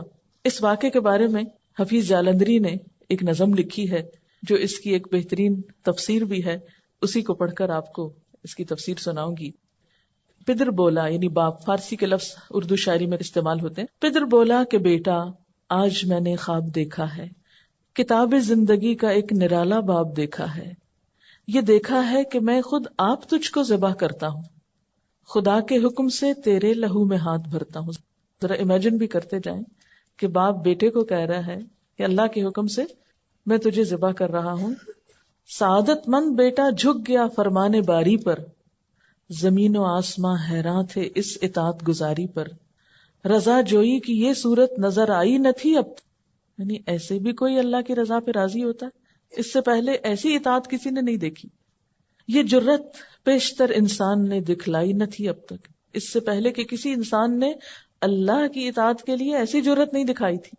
عجب بشاش تھے دونوں رضائے رب عزت پر، تأمل یا تذبذب کچھ نہ تھا دونوں کی صورت پر، کوئی ہچکچاہٹ نہیں۔ کہا فرزند نے اے باپ اسماعیل صابر ہے، خدا کے نام پر بندہ پے تعمیل حاضر ہے۔ مگر آنکھوں پہ اپنی آپ پٹی باندھ لیجیے گا، میرے ہاتھوں میں اور پیروں میں رسی باندھ دیجیے گا، مبادا آپ کو صورت پہ میری رحم آ جائے، مبادا میں تڑپ کر چھوٹ جاؤں ہاتھ تھرائے۔ پسر کی بات سن کر باپ نے تعریف فرمائی، یہ رسی اور پٹی باندھنی ان کو پسند آئی۔ ہوئے اب ہر طرح تیار دونوں باپ اور بیٹے، چھری اس نے سنبھالی تو یہ جھٹ قدموں پہ آ لیٹے، پچھاڑا اور گھٹنا سینہ معصوم پہ رکھا، چھری پتھر پہ رگڑی ہاتھ کو حلقوم پہ رکھا، زمیں سہمی پڑی تھی آسمان ساکت تھا بیچارہ، نہ اس سے پیشتر دیکھا تھا یہ حیرت کا نظارہ۔ پدر تھا مطمئن بیٹے کے چہرے پہ بحالی تھی، چھری حلقوم اسماعیل پہ چلنے ہی والی تھی، مشیت کا مگر دریائے رحمت جوش میں آیا کہ اسماعیل کا ایک رونگٹا کٹنے نہیں پایا۔ ہوئے جبریل نازل اور تھاما ہاتھ حضرت کا، کہا بس امتحان مقصود تھا ایثار و جرت کا۔ خطاب اس دن سے اسماعیل نے پایا ذبیح اللہ، یعنی ذبح نہیں ہوئے لیکن نام مل گیا ذبیح اللہ، خدا نے آپ ان کے حق میں فرمایا ذبیح اللہ۔ تو یہ تھا وہ جذبہ قربانی جو ابراہیم علیہ السلام اور اسماعیل علیہ السلام کے اندر تھا۔ قربانی اصل میں کی کیوں جاتی ہے؟ قربانی کے کانسیپٹ کیا ہے؟ قربانی کی روح کیا ہے؟ اپنی محبوب ترین چیز اپنے محبوب کے نام کر دینا، اظہار محبت ہے نا۔ ابراہیم علیہ السلام نے بھی اللہ تعالیٰ سے محبت کا ایک دعویٰ کیا تھا کہ مجھے تجھ سے محبت ہے، اور والذین آمنوا اشد حبا للہ، اور یہ کہ جب اللہ کی محبت انسان کے دل میں آتی ہے تو پھر دنیا کی کوئی دوسری چیز اس کا راستہ نہیں روکتی۔ اس راہ میں انسان کو مال دینا پڑے یا اولاد دینی پڑے یا پھر کبھی اپنا آپ بھی دینا پڑے۔ اسی لیے اس موقع پر جانور کی قربانی ایک سمبل کے طور پر ہے، جان قربان کرو، یعنی اگر آپ ویسے روپیہ پیسہ دے دیں گے تو بات نہیں بنے گی، جان دو، کیونکہ انہوں نے اپنے بیٹے کی جان دینے کے لیے کوئی بھی ہچکچاہٹ نہیں کی تھی۔ آپ دیکھیں دنیا میں محبتوں کے بہت قصے ہیں، اور ہر محبت کے ساتھ قربانی کا قصہ بھی، کیونکہ محبت کی تکمیل ہوتی نہیں، محبت کی تعریف مکمل نہیں ہوتی جب تک اس میں قربانی نہ ہو۔ ماں کو اگر اپنے بچے سے محبت ہے کیسی کیسی قربانی کرتی، شوہر کو اگر بیوی سے محبت ہے تو اس کے لیے کیسی کیسی قربانی کرتی، بیوی کو شوہر سے محبت ہے تو کیسی قربانی کرتی ہے اس کے لیے۔ تو دنیا میں بھی انسانوں کے درمیان محبت کے جتنے رشتے ہیں ان سب میں بھی قربانی پائی جاتی، اور اگر معاملہ بندے اور بندے کا نہیں، بندے اور رب کا ہو تو کیا اس میں کوئی قربانی نہیں ہوگی؟ تو ہر سال جو مسلمان یہ قربانی کرتے ہیں یہ کس لیے کرتے ہیں؟ اپنی محبت کے اظہار کی علامت کے طور پر، دس از اے سمبل کہ اللہ تیری خاطر یہ خون بہا سکتے ہیں تو تیری خاطر اپنی گردن بھی کٹا سکتے ہیں۔ اور آپ دیکھیں کہ ابراہیم علیہ السلام کو اللہ تعالیٰ نے کیا عطا کیا، انہوں نے اللہ سے محبت کا دعویٰ کیا تو اللہ نے بھی ان کو اپنا دوست کہا، واتخذ اللہ ابراہیم خلیلا، اللہ نے ابراہیم علیہ السلام کو اپنا دوست بنا لیا۔ تو دوستی کا ثبوت تو قربانی سے ہی ہوتا ہے۔ عام روزمرہ زندگی میں بھی آپ دیکھتے ہیں کہ جس سے محبت ہوتی ہے اس کے لیے ہم تحفے کا اہتمام کرتے۔ یہ تحفہ دینا کیا ہے دراصل؟ یہ تو نہیں کہ دوسرا شخص کو مفلس ہے، کوئی غریب ہے، فقیر ہے تو آپ اس کو کچھ پیش کر رہے ہیں کہ آپ کی غربت اور فقر دور ہو جائے، وہ تو صدقہ ہوتا ہے۔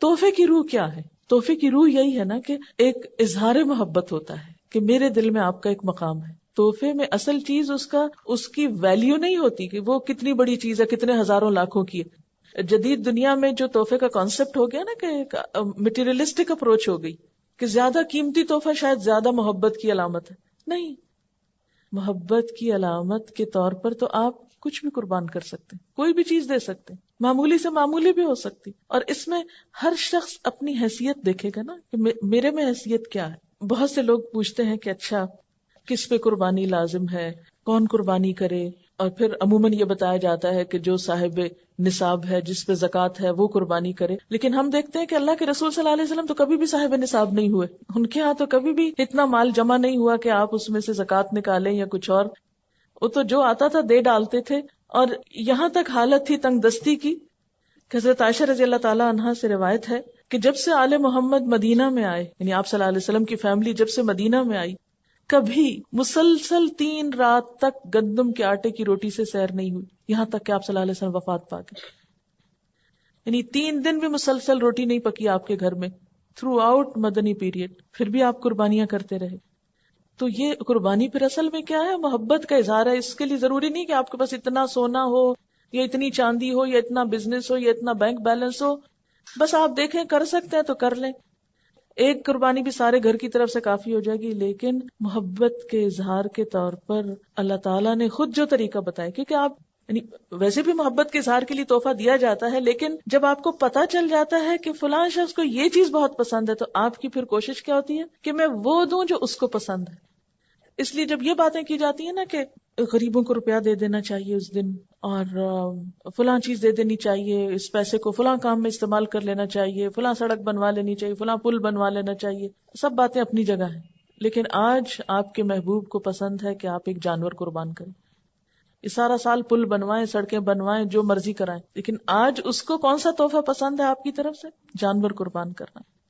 کیوں؟ اس لیے کہ آپ کاغذ کا روپیہ کسی کے ہاتھ میں دیتے ہیں نا تو وہ فیلنگ نہیں آتی۔ جب آپ ایک اپنے پالے ہوئے جانور کے گلے پہ چھری پھیرتے ہیں، تو جن گھروں میں جانور پالا جاتا ہے نا، ان بچوں کو آپ دیکھیں، وہ قریب نہیں جاتے، اس کا گوشت نہیں کھاتے کہ ہمارا پیارا جانور جو ہے وہ قربان ہو گیا، روتے ہیں باقاعدہ اس کی۔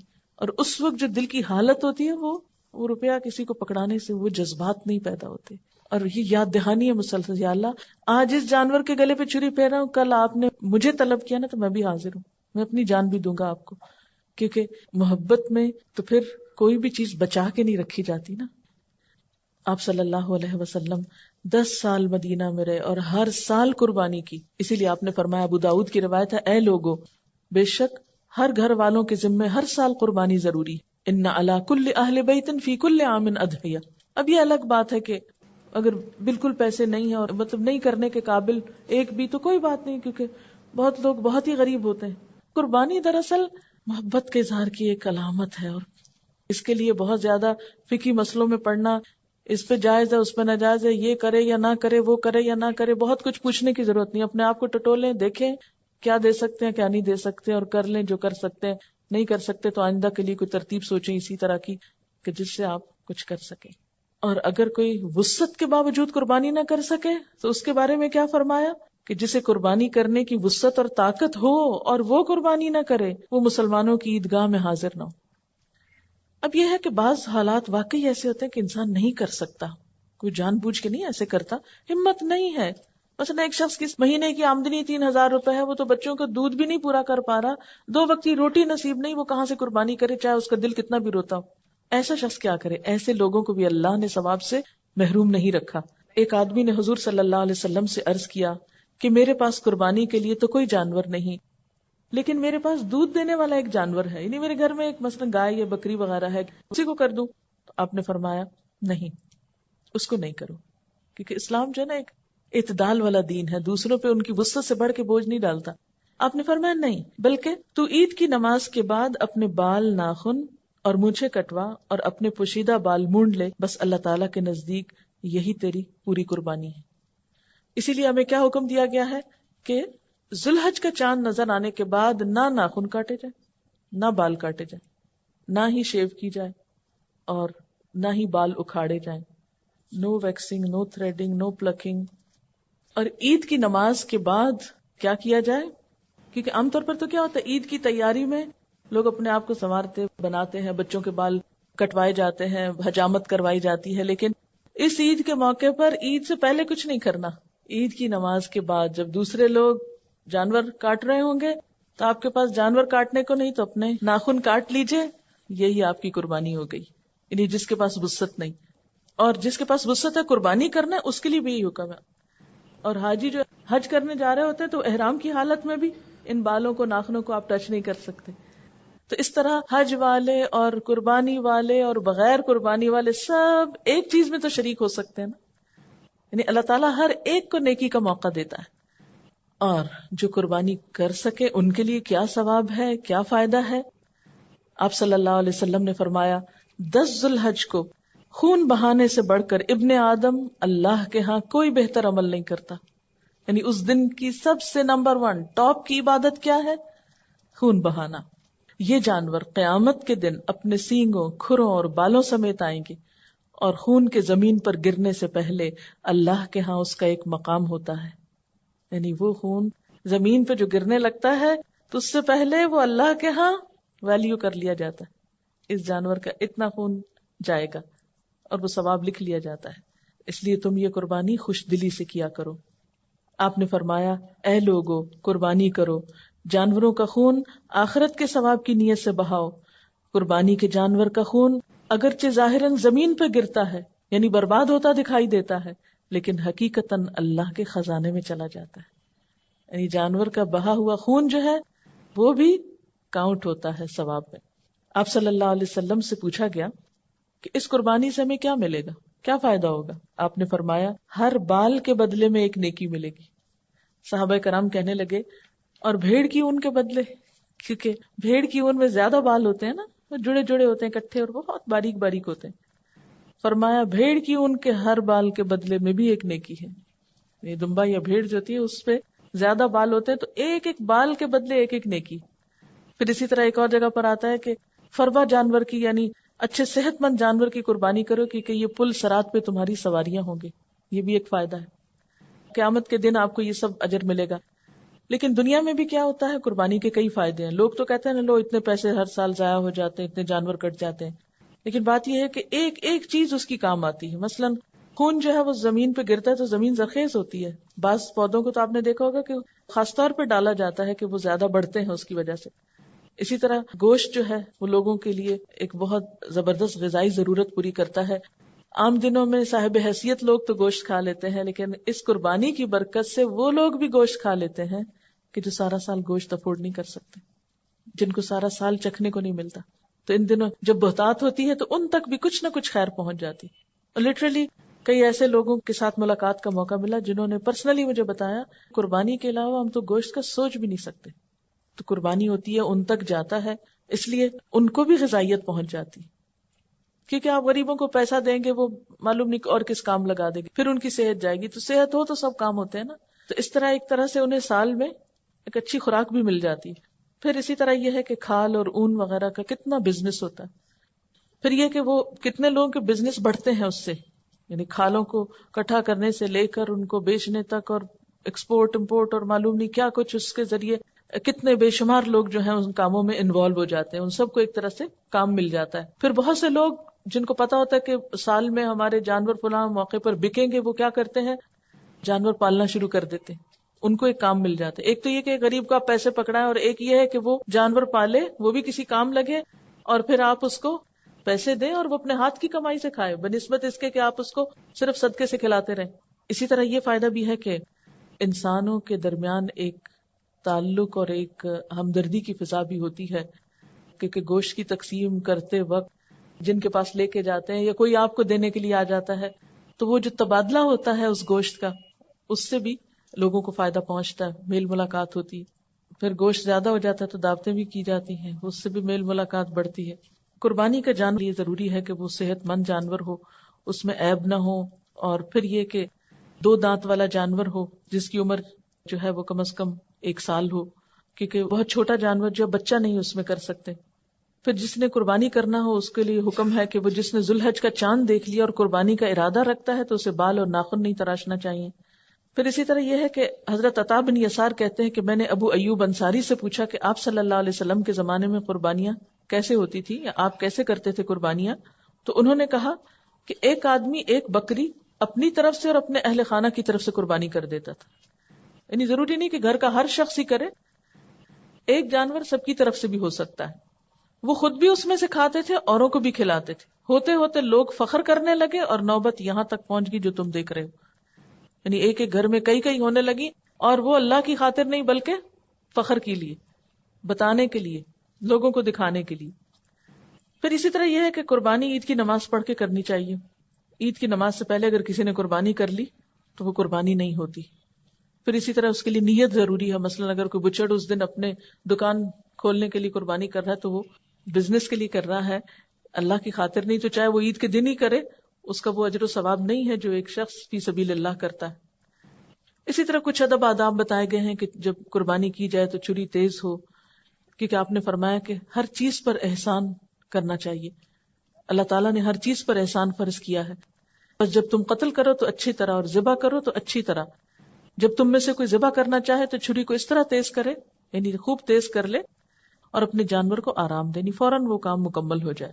پھر اپنے ہاتھ سے ذبح کرنا بہتر ہے، زیادہ اجر و ثواب کا باعث ہے۔ اگر ہاتھ سے موقع نہ ملے تو کم از کم جا کے ہاتھ رکھیں، قریب ہوں، دیکھیں. پھر اس کے بعد یہ کہ مخصوص دعا پڑھی جاتی ہے، انی وجہت وجہ للذی فطر السماوات والارض حنیفا وما انا من المشرکین. یہ ساری دعا پڑھ کے اللہم منک ولک تقبل منی کما تقبلت من ابراہیم خلیلک بسم اللہ اللہ اکبر. کیا مطلب ہے اس کا؟ اے اللہ تیری طرف سے، یعنی تو نے دی ہے مجھے، یہ میرا تو کچھ نہیں اس میں، ولک تیری خاطر قربان کرتا ہوں، تقبل منی تو مجھ سے قبول کر لے، کما تقبلتا جس طرح تو نے قبول کی تھی قربانی، من ابراہیم خلیلک اپنے دوست ابراہیم سے علیہ السلام. بسم اللہ اللہ کے نام کے ساتھ، اور اللہ سب سے بڑا. پھر اسی طرح یہ کہ قربانی کے گوشت کا استعمال کیسے ہونا چاہیے. حدیث میں آتا ہے فَكُلُوا وَتَصَدَّقُوا وَادَّخِرُوا، کھاؤ اور صدقہ کرو اور رکھ چھوڑو. یعنی کھا بھی سکتے ہو، صدقہ بھی کر سکتے ہو، اور تھوڑا فریز بھی کر سکتے ہو. اور اس زمانے میں خشک کیا جاتا تھا، یعنی اس میں کوئی حرج نہیں کہ اگر انسان کل کے لیے کچھ اس میں سے بچا لے. سورۃ الحج میں آتا ہے فَكُلُوا مِنْهَا وَأَطْعِمُوا الْقَانِعَ وَالْمُعْتَرَ، خود بھی کھاؤ اور مسکین اور سوال کرنے والوں کو بھی کھلاؤ. یعنی عام طور پر صحابہ کرام یا لوگوں کا طریقہ کیا رہا ہے، 3 حصے کرتے تھے گوشت. ایک حصہ خود کھایا، ایک رشتہ داروں کو دیا، غریبوں کو دیا. لیکن یہ فرض نہیں ہے، یہ پسندیدہ ہے، مستحب ہے ایسا کرنا. اگر کوئی نہیں کرنا چاہتا، سارا صدقہ کرنا چاہتا کر لے، سارا خود کھانا چاہتا ہے کھا لے، آدھا رکھ کے آدھا کھانا چاہتا ہے رکھ لے، کوئی حرج نہیں. لیکن ظاہر ہے کہ اگر آپ اس کی تقسیم زیادہ اچھی طرح کریں گے تو زیادہ ثواب پائیں گے. ورنہ آپ کا کام، یعنی آپ کی ذمہ داری پوری ہوگی جب اس کا خون بہہ گیا. اور اگر کچھ بھی کھانے کا اور کسی کو دینے کا موقع نہیں، جیسے پہلے مینا میں ہوتا تھا کہ سب قربانیاں جو ہیں وہ پھر اکٹھی کر کے جلا دی جاتی تھی، کیونکہ سب استعمال نہیں ہو سکتا تھا، پاسبل نہیں تھا اتنے جانوروں کا کھانا اور کھلانا اور اس کا استعمال. لیکن اب تو اس کے لیے کافی اچھے انتظامات ہو گئے. پھر اسی طرح یہ ہے کہ کھال کو گھر میں استعمال کے لیے رکھا جا سکتا ہے. مثلا اگر آپ گھر میں نماز کے لیے مصلی بنانا چاہیں یا کسی اور استعمال میں لانا چاہیں تو لا سکتے ہیں، لیکن فروخت نہیں کر سکتے، بیچ نہیں سکتے، اور مزدوری بھی نہیں دے سکتے قصاب کی. بہتر یہی ہے کہ اس کو بھی صدقہ کر دیا جائے، لیکن وہ فی سبیل اللہ صدقہ ہوگا، اس کو ثواب کی نیت سے صدقہ کیا جائے گا. یہ نہیں کہ آپ اس کو کسی دنیا کے کام کے استعمال کے لیے کسی کو دیں. مثلا یہ نہیں کہ کسی رشتہ دار کا کاروبار ہے تو آپ کہیں سب اسی کو دے دیتے ہیں جا کے، تو اس کو یہ صدقہ نہیں دیا جائے گا بلکہ فی سبیل اللہ دیا جائے گا. پھر اسی طرح یہ ہے کہ ایام تشریق سارے کے سارے ذبح کے دن ہیں.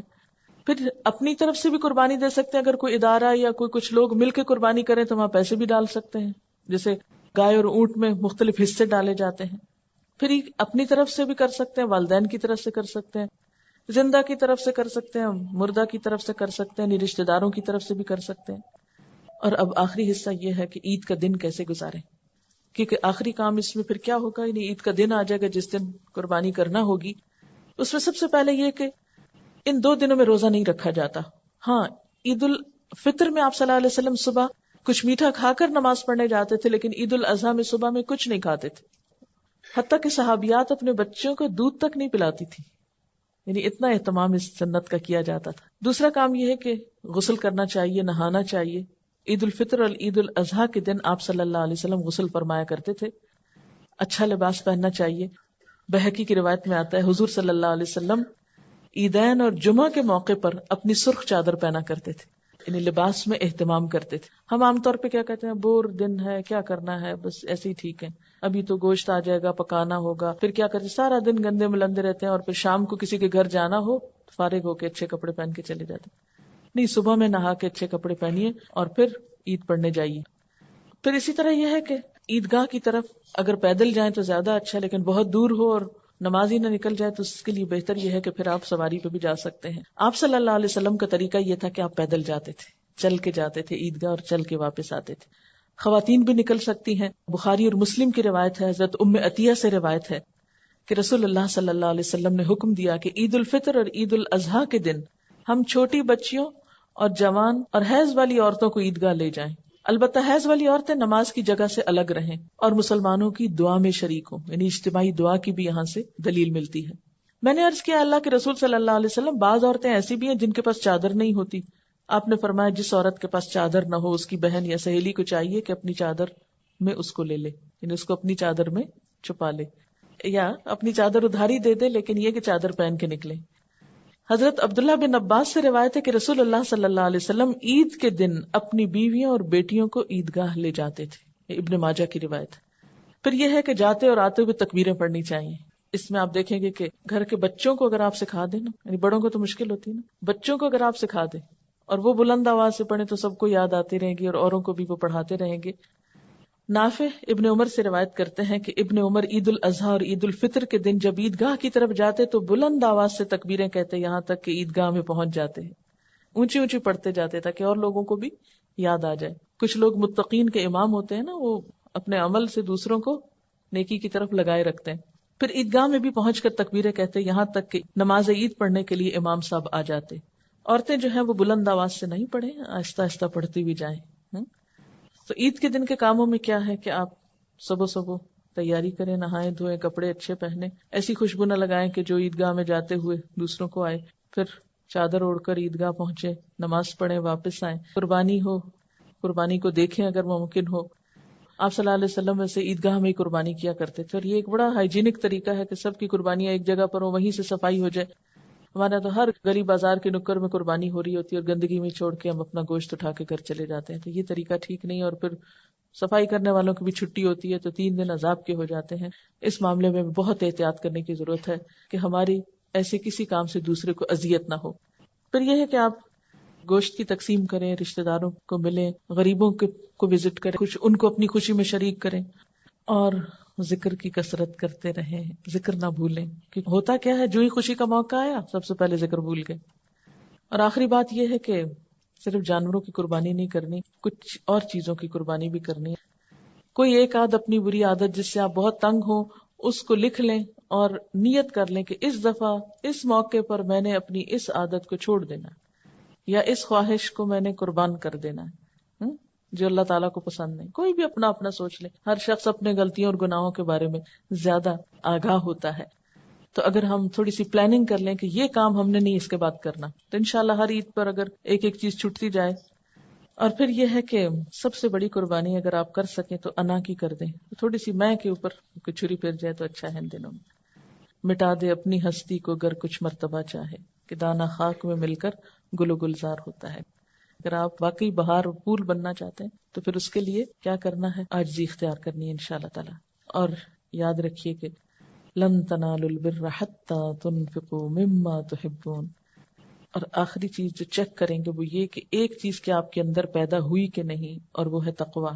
ان ساری عبادتوں، نمازیں، صدقے، خیرات، روزے، ذکر، نوافل سب کچھ کر لیا، اور اگر اصل چیز نہیں آئی تو کچھ نہیں آیا. اور وہ کیا ہے؟ دل میں اللہ کا خوف، اللہ تعالیٰ کا احساس کہ وہ دیکھ رہا ہے، مجھے اس کے پاس لوٹ کے جانا ہے، مجھے اس کو جواب دینا ہے. کیونکہ یہ تقویٰ اندر آئے گا تو بہت سی اچھی عادتیں خود بخود آنے لگیں گی. اور اللہ تعالیٰ بھی قربانی کے ذریعے یہی چاہتے ہیں دراصل. لن ینال اللہ لحومها ولا دماؤها ولکن ینالہ التقوی منکم. اللہ کو نہ تمہارے جانوروں کا گوشت پہنچتا ہے نہ خون پہنچتا ہے، اس کو تو تمہارا تقویٰ پہنچتا ہے. اللہ کی خاطر یہ سب کچھ کرنے کا کتنا جذبہ تھا، دل کی کیفیت. ابراہیم علیہ السلام کے بارے میں کیا آتا ہے کہ اذ جاء ربہ بقلب سلیم، جو سلامت دل لے کے اپنے رب کے پاس آیا. اور یہ بھی یاد رکھیے کہ قیامت کے دن کام تو کچھ نہیں آنا. یوم لا ینفع مال ولا بنون الا من اتى اللہ بقلب سلیم. تو دلوں کی سلامتی کی طرف توجہ دینے کی ضرورت ہے، محسن بننے کی ضرورت ہے. ومن احسن دینا ممن اسلم وجهه للہ وهو محسن واتبع ملت ابراہیم حنیفا واتخذ اللہ ابراہیم خلیلا. اس شخص سے بہتر اور کس کا طریقے زندگی ہو سکتا ہے جس نے اللہ کے آگے سر تسلیم خم کر دیا اور اپنا رویہ نیک رکھا اور یکسو ہو کر ابراہیم علیہ السلام کے طریقے کی پیروی کی، اس ابراہیم کے طریقے کی جسے اللہ نے اپنا دوست بنا لیا. بہت سے لوگ یہ کہہ کر کہ یہ تو ریچول ہے اور اس کا تو کیا فائدہ. تو سوچنے کی بات یہ کہ ریچول بھی کیوں اہم ہوتے ہیں. خلیل اللہ کی سنت ہے، شیطان جو ہے وہ حجتیں اور وسوسے ڈالے گا. یہ کیسے مسلمان ہیں؟ اپنی نئی نسل سے پوچھئے کہ کیا سوچ ہے ان کے دلوں میں قربانی کے بارے میں. یہ کیسے مسلمان ہیں کہ یہ اتنے جانوروں کو ذبح کر دیتے ہیں اور اتنے بے درد لوگ ہیں، اور نہ جانے کیا کچھ حجتیں پیدا کر کے اس عمل کو کتنا حقیر کر دیتے ہیں ہم، اور دوسروں کی نقالی اور دوسروں کی پیروی کو ہم کتنا خوبصورت بنا کے پیش کرتے ہیں. ذوالحج کی کیا اہمیت ہے، ان دنوں کے عمل اللہ کے ہاں کتنے قابل قبول ہیں، کتنے ثواب کمانے کے دن ہیں. تو اللہ کی ان سنتوں کو کون زندہ کرے گا؟ ہم مسلمانوں کو ہی آگے بڑھنا ہے، ہمیں دوسروں کا انتظار نہیں کرنا، خود آگے بڑھنا ہے۔ ایک آئیڈیا یہ بہت دیا جا رہا ہے کہ قربانی تو صرف ان کے لیے ہے جو حج پہ جا رہے ہوں۔ ابھی میں نے جو حدیث آپ کو سنائی کہ اللہ کے رسول صلی اللہ علیہ وسلم 10 سال مدینہ میں رہے اور ہر سال قربانی کرتے رہے، تو کیا ہر سال آپ حج پہ بھی جاتے رہے؟ اور دوسری بات یہ کہ جب صحابہ کرام نے پوچھا کہ یا رسول اللہ صلی اللہ علیہ وسلم یہ قربانی کیا چیز ہے، تو آپ نے کیا فرمایا؟ تمہارے باپ ابراہیم کی سنت ہے، ان کا طریقہ ہے۔ بعض لوگ شوق سے عیدگاہ جاتے ہیں لیکن قربانی نہیں کرتے، حالانکہ کیا ہے کہ جو قربانی نہ کرے وہ عیدگاہ بھی نہ آئے۔ ہم کہیں گے اچھا ٹھیک ہے نہیں آتے، ہم یہ تو کر سکتے ہیں لیکن طریقے نہیں بدلتے۔ بعض اوقات ہم یہ کہتے ہیں کہ اس سال قربانی کیسے کریں کہ قربانی کے جانور پہلے سے بھی زیادہ مہنگے ہو گئے ہیں، لیکن دوسری چیزوں میں جب مہنگائی بڑھتی ہے تو ہم میں سے کون ہے جو ان چیزوں کو خریدنے سے باز آ جاتا ہے؟ بچوں کی فیسیں بڑھتی ہیں اسکولوں میں، اسی طرح شادی کے موقع پر آپ خریداری کرنے کو جاتے ہیں تو ہر سال ریٹس بڑھ جاتے ہیں، لیکن جہاں اللہ کی راہ میں کچھ کرنے کی بات آئی تو وہاں ہمیں کبھی مہنگائی یاد آتی ہے اور کہیں کوئی اور مسئلہ پیش آ جاتا ہے۔ جیسے ہماری نمازوں کے اوقات جو ہیں وہ اپنے الگ اوقات ہیں، تو اسی طرح ہمارا اصل عرفہ کا دن تو وہ ہے جو ہمارے کیلنڈر کے حساب سے آگا، لیکن چونکہ ان سارے عشرے میں روزے رکھے جا سکتے ہیں تو اس لیے آپ جس دن وہاں حج ہو رہا ہو اس دن بھی روزہ رکھ لیجئے، اور اس حج کے وقت، کیونکہ پہلے زمانے میں تو پتہ نہیں چلتا تھا نا، تو اب تو ہمیں مختلف سہولتوں سے یہ پتہ چل جاتا ہے کہ وہاں پر حج ہو رہا ہے، تو اس موقع پر بیٹھ کے خود آپ بھی استغفار وغیرہ کیجئے۔ جی ہاں، ویسے یہ تو اجتماعی نماز ہے، لیکن اگر کوئی نہ لے جانے والا اور نہ جانے والا ہو، 2 نفل بس صبح کے وقت پڑھ لیجیے۔ کچھ لوگ کہتے ہیں کہ قربانی کرنے کی بجائے رقم غریب کو دے دی جائے تو اس سے قربانی کی روح بیدار نہیں ہوتی اور اس سے وہ ثواب نہیں ملتا۔ غریب کو آپ سارا سال دے سکتے ہیں، جتنا چاہیں دیں، لیکن قربانی کے دن جیسے کہ حدیث میں آتا ہے اس دن خون بہانے سے بڑھ کر ابن آدم کا کوئی عمل اللہ تعالیٰ کو پسند نہیں، تو جب تک یہ کام نہیں کریں گے اس وقت تک فریضہ ادا نہیں ہوگا۔ سوال ہے کچھ لوگ ایک گائے لے کر ایک حصہ قربانی کا رکھتے ہیں، 6 حصے عقیقہ کر دیتے ہیں، کیا قربانی کے جانور میں عقیقہ کر سکتے ہیں؟ جی کر سکتے ہیں۔ اگر گھر میں ہر فرد کما رہا تو الگ الگ قربانی کرنا ہوگی، جیسے کہ پہلے میں نے عرض کیا کہ قربانی تو محبت کا ایک اظہار ہے۔ اس میں آپ صلی اللہ علیہ وسلم سے یہ بھی پتہ چلتا ہے کہ ایک موقع پر آپ نے 100 قربانیاں کی، 70 اپنے ہاتھ سے کی اور 30 حضرت علی رضی اللہ تعالیٰ عنہ نے کی، اور ایسا بھی ملتا ہے کہ ایک قربانی سارے گھر والوں کی طرف سے کی گئی۔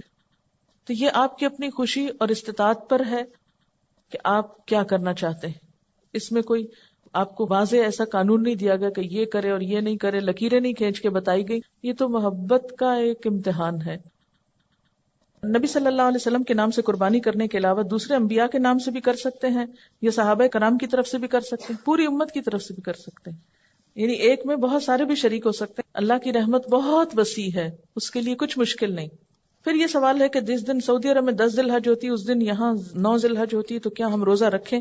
جی اس لیے کہ رمضان میں آپ کیسے روزہ رکھتے ہیں؟ اپنے حساب سے کہ وہاں کے حساب سے؟ پھر کسی نے لکھا ہے کہ کسی کے اوپر اگر 4 لاکھ کا قرضہ ہے تو پہلے قرضہ ادا کرے یا قربانی کرے۔ فتویٰ تو آپ کو یہ کہتا ہے کہ پہلے قرضہ ادا کریں، لیکن ہم نہ تو قرضہ ادا کرتے ہیں اور نہ قربانی کرتے ہیں، بلا ضرورت بعض اوقات قرضے لے کے اپنے اوپر رکھتے ہیں، زکوٰۃ سے بچنے کی کوشش کرتے ہیں، قربانی سے، اللہ کی راہ میں خرچ کرنے سے۔ اب یہ بھی دیکھنا پڑے گا قرضہ آپ نے کس لیے لے کر رکھا ہوا ہے۔ بات پھر وہی ہے جس سے میں نے شروع کیا تھا کہ ابراہیم علیہ السلام کو جب اللہ تعالیٰ نے حکم دیا تھا کہ بیٹے کو قربان کرو تو انہوں نے یہ کہا تھا یا اللہ اتنے بڑھاپے میں بیٹا ملا ہے، اب پھر تو کہتا ہے کہ اس کو قربان کر دو، کیسے کرو؟ اور اتنے دن دیکھا نہیں کیونکہ چھوٹا ہی تھا تو چھوڑ کے آ گئے اس کو مکہ میں اور خود واپس چلے گئے۔ کئی سال کے بعد واپس آئے، جب بچہ بڑا ہو گیا دیکھ کے دل باپ کا خوش ہوا ہوگا، اتنے عرصے بعد ملاقات ہوئی، کیونکہ یہ جو بچوں کی ٹین ایج ہوتی ہے نا، جب بچے بڑے ہو رہے ہوتے ہیں تو ماں باپ کو بہت محبت ہوتی ہے اپنے بچوں سے۔ تو اتنے دنوں کے بعد اگر آپ خود سوچیں کہ اگر آپ کئی سال بعد اپنے بچے کو دیکھیں اور آپ کو یہ حکم ملے کہ اس کو ذبح کر لیں، تو ہم میں سے تو میرا خیال ہے کوئی تصور میں بھی نہیں لا سکتا۔ چھوٹے سے بچے کو چھوڑ کے گئے تھے کہ جب وہ ایڑیاں رگڑنے والا تھا، جسے زمزم نکلا تھا، پھر چلے گئے اللہ کی راہ میں، پھر واپس اتنے عرصے کے بعد آئے، دیکھا اس کو دل خوش ہوا، تو اللہ تعالیٰ نے کہا تھا نا والذین آمنوا اشد حبا للہ، اللہ تعالیٰ نے ابراہیم علیہ السلام کو اپنی محبت کے لیے خالص کیا ہوا، تو بیٹے کی محبت جو ہی آئی تو امتحان لے لیا، اس کو دے دو میرے رستے میں، دیتا ہوں۔ تو یہ جو محبتوں کا امتحان ہے، قل ان کان آباؤکم وابناؤکم وعشیرتکم، اصل ایمان کیا ہے کہ اللہ کی خاطر انسان سب کچھ قربان کر سکے۔ کیا عورت خود قربانی کر سکتی ہے؟ اگر ہمت ہے تو کر کے دیکھیے، منع تو نہیں ہے، لیکن ایک دن کریں گے اور کئی دن تک یاد رکھیں گے، اتنا آسان نہیں ہے. ساری فیملی باہر رہتے ہیں، یعنی یورپ میں رہتے ہیں، ان کی قربانی کے پیسے میں غریب رشتہ دار اور ڈرائیور کو دے دیتی ہوں تاکہ یہ زیادہ سے زیادہ گوشت استعمال کر سکے. کیا یہ صحیح ہے؟ بس میک شور کہ وہ قربانی کرتے ہوں، وہ اس سے کچھ اور نہ خریدتے ہوں. ٹھیک ہے، قربانی کے پیسوں سے قربانی کا جانور ہی خریدنا چاہیے. کیا جو لوگ غیر ممالک میں رہتے ہیں وہ یہاں پیسے بھیج کر قربانی کرا سکتے ہیں؟ بہتر تو یہی کہ وہیں کرائیں، کیونکہ ان کے بچوں کو کیسے پتہ چلے گا؟ کیونکہ بعض اوقات ہم پیسے دے کے اپنے سر سے ساری مشکل آسان کر دیتے ہیں کہ جائے کوئی کہیں بھی کر لے اور ہمیں نہ سنبھالنا پڑے. کوئی تو ٹھیک ہے، ہو تو جاتی ہے قربانی اگر خصوصاً وہاں پر کوئی انتظام نہ ہو، لیکن اگر آپ کے گھر میں قربانی نہیں ہوتی نا تو وہ رسم زندہ نہیں ہوتی. وہ آپ کے بچے دیکھتے نہیں، ان کو پتہ نہیں چلتا. وہ جب تک بکروں کا شور سنے نہیں آپ، کیسے پتہ چلے گا عید ہے؟ اور پھر آگے وہ کیسے کریں گے؟ کیا قربانی کا گوشت نان مسلم ماسی وغیرہ کو دے سکتے ہیں؟ جی دے سکتے ہیں، اس میں قربانی ایک دفعہ ہو گئی، پھر کسی کو بھی کھلا سکتے ہیں آپ. کیا عورتیں بھی چاند دیکھنے کے بعد بال اور ناخن وغیرہ نہ کاٹیں؟ جی ہاں. کسی نے لکھا ہے کہ کیا ایک قربانی کے جانور کے لیے ایک سے زائد مردہ رشتہ داروں کی طرف سے قربانی ہو سکتی ہے یا ہر ایک کے لیے الگ الگ کرنا ہوگا؟ آپ دیکھیے کہ اگر آپ میں استطاعت ہے تو ہر ایک کے لیے الگ بھی کر سکتے ہیں، اور اگر نہیں ہے تو ایک میں سب کی نیت کر سکتے ہیں. ٹھیک ہے، کیونکہ آپ صلی اللہ علیہ وسلم نے پورے گھر والوں کی طرف سے ایک بکری بھی کی ہے. ٹھیک ہے نا. اچھا، ایک اور بڑی اہم چیز کی طرف توجہ دلائی گئی ہے کہ آج کل جو لوگ جوش و خروش سے قربانی کرتے بھی ہیں وہ بھی عموماً اس کی اصل روح بھولے ہوئے ہوتے ہیں. ان کی ساری توجہ اس طرف ہوتی ہے کہ سب سے زیادہ شاندار جانور لائیں، یعنی دوسروں کے مقابلے میں زیادہ شاندار جانور ہو، اسے خوب سجائیں، سب کو دکھائیں. دیکھیے کہ اگر قل ان صلاتی و نسکی و محیای و مماتی للہ رب العالمین، جب تک اللہ کے لیے نہ ہو اور اللہ تعالیٰ کو، تو نہ ان بکروں کی شکلیں دیکھنی ہے، نہ ہمارے کوانٹٹی اور اس کی کوالٹی کو دیکھنا ہے. بس ایک معقول حد میں اگر ہم اخلاص کے ساتھ وہ قربانی کرتے ہیں بغیر کسی ریاکاری اور دکھاوے کے، تو انشاءاللہ تعالیٰ وہ کہیں زیادہ بہتر ہے بنسبت اس کے کہ ہم دکھاوے میں لاکھ روپیہ لگائیں. اب ذرا سورۃ صافات کی وہ آیات جو حضرت ابراہیم علیہ السلام کی سنت کی قربانی کے سلسلے میں تھی، وہ ذرا سن لیجئے. بِهَبْ لِي مِنَ الصَّالِحِينَ فَبَشَّرْنَاهُ بِغُلَامٍ حَلِيمٍ فَلَمَّا بَلَغَ مَعَهُ السَّعْيَ قَالَ يَا بُنَيَّ إِنِّي أَرَىٰ فِي الْمَنَامِ أَنِّي أَذْبَحُكَ فَانظُرْ مَاذَا تَرَىٰ قال يا أبت افعل ما تؤمر ستجدني إن شاء الله من الصابرين فلما أسلما وتله للجبين وناديناه أن يا إبراهيم قد صدقت الرؤيا إنا كذلك نجزي المحسنين إن هذا لهو البلاء المبين وفديناه بذبح عظيم وتركنا عليه في الآخرين سلام على إبراهيم كذلك نجزي المحسنين إنه من عبادنا المؤمنين. عشرہ ذی الحج میں پڑھی جانے والی تکبیرات، یعنی پہلے 10 دنوں میں پڑھی جانے والی تکبیرات: اللہ اکبر اللہ اکبر، لا الہ الا اللہ واللہ اکبر، اللہ اکبر وللہ الحمد. اچھا، اس کے علاوہ ایک اور تکبیر ہے: اللہ اکبر کبیرہ والحمد للہ کثیرہ وسبحان اللہ بکرۃ واصیلا. اللہ اکبر کبیرہ، اللہ بہت بڑا ہے، بہت ہی بڑا. اللہ اکبر کبیرہ والحمد للہ کثیرہ، اور اللہ کا شکر بہت زیادہ. وسبحان اللہ، اور اللہ کی تسبیح بکرۃ واصیلا، صبح اور شام. ایک اور تکبیر بھی ہے: اللہ اکبر اللہ اکبر اللہ اکبر، لا الہ الا اللہ وحدہ لا شریک لہ، لہ الملک ولہ الحمد وہو علی کل شیء قدیر. وآخر دعوانا ان الحمد للہ رب العالمین. سبحانک اللہم وبحمدک، نشہد ان لا الہ الا انت، نستغفرک ونتوب الیک. والسلام علیکم ورحمۃ اللہ وبرکاتہ.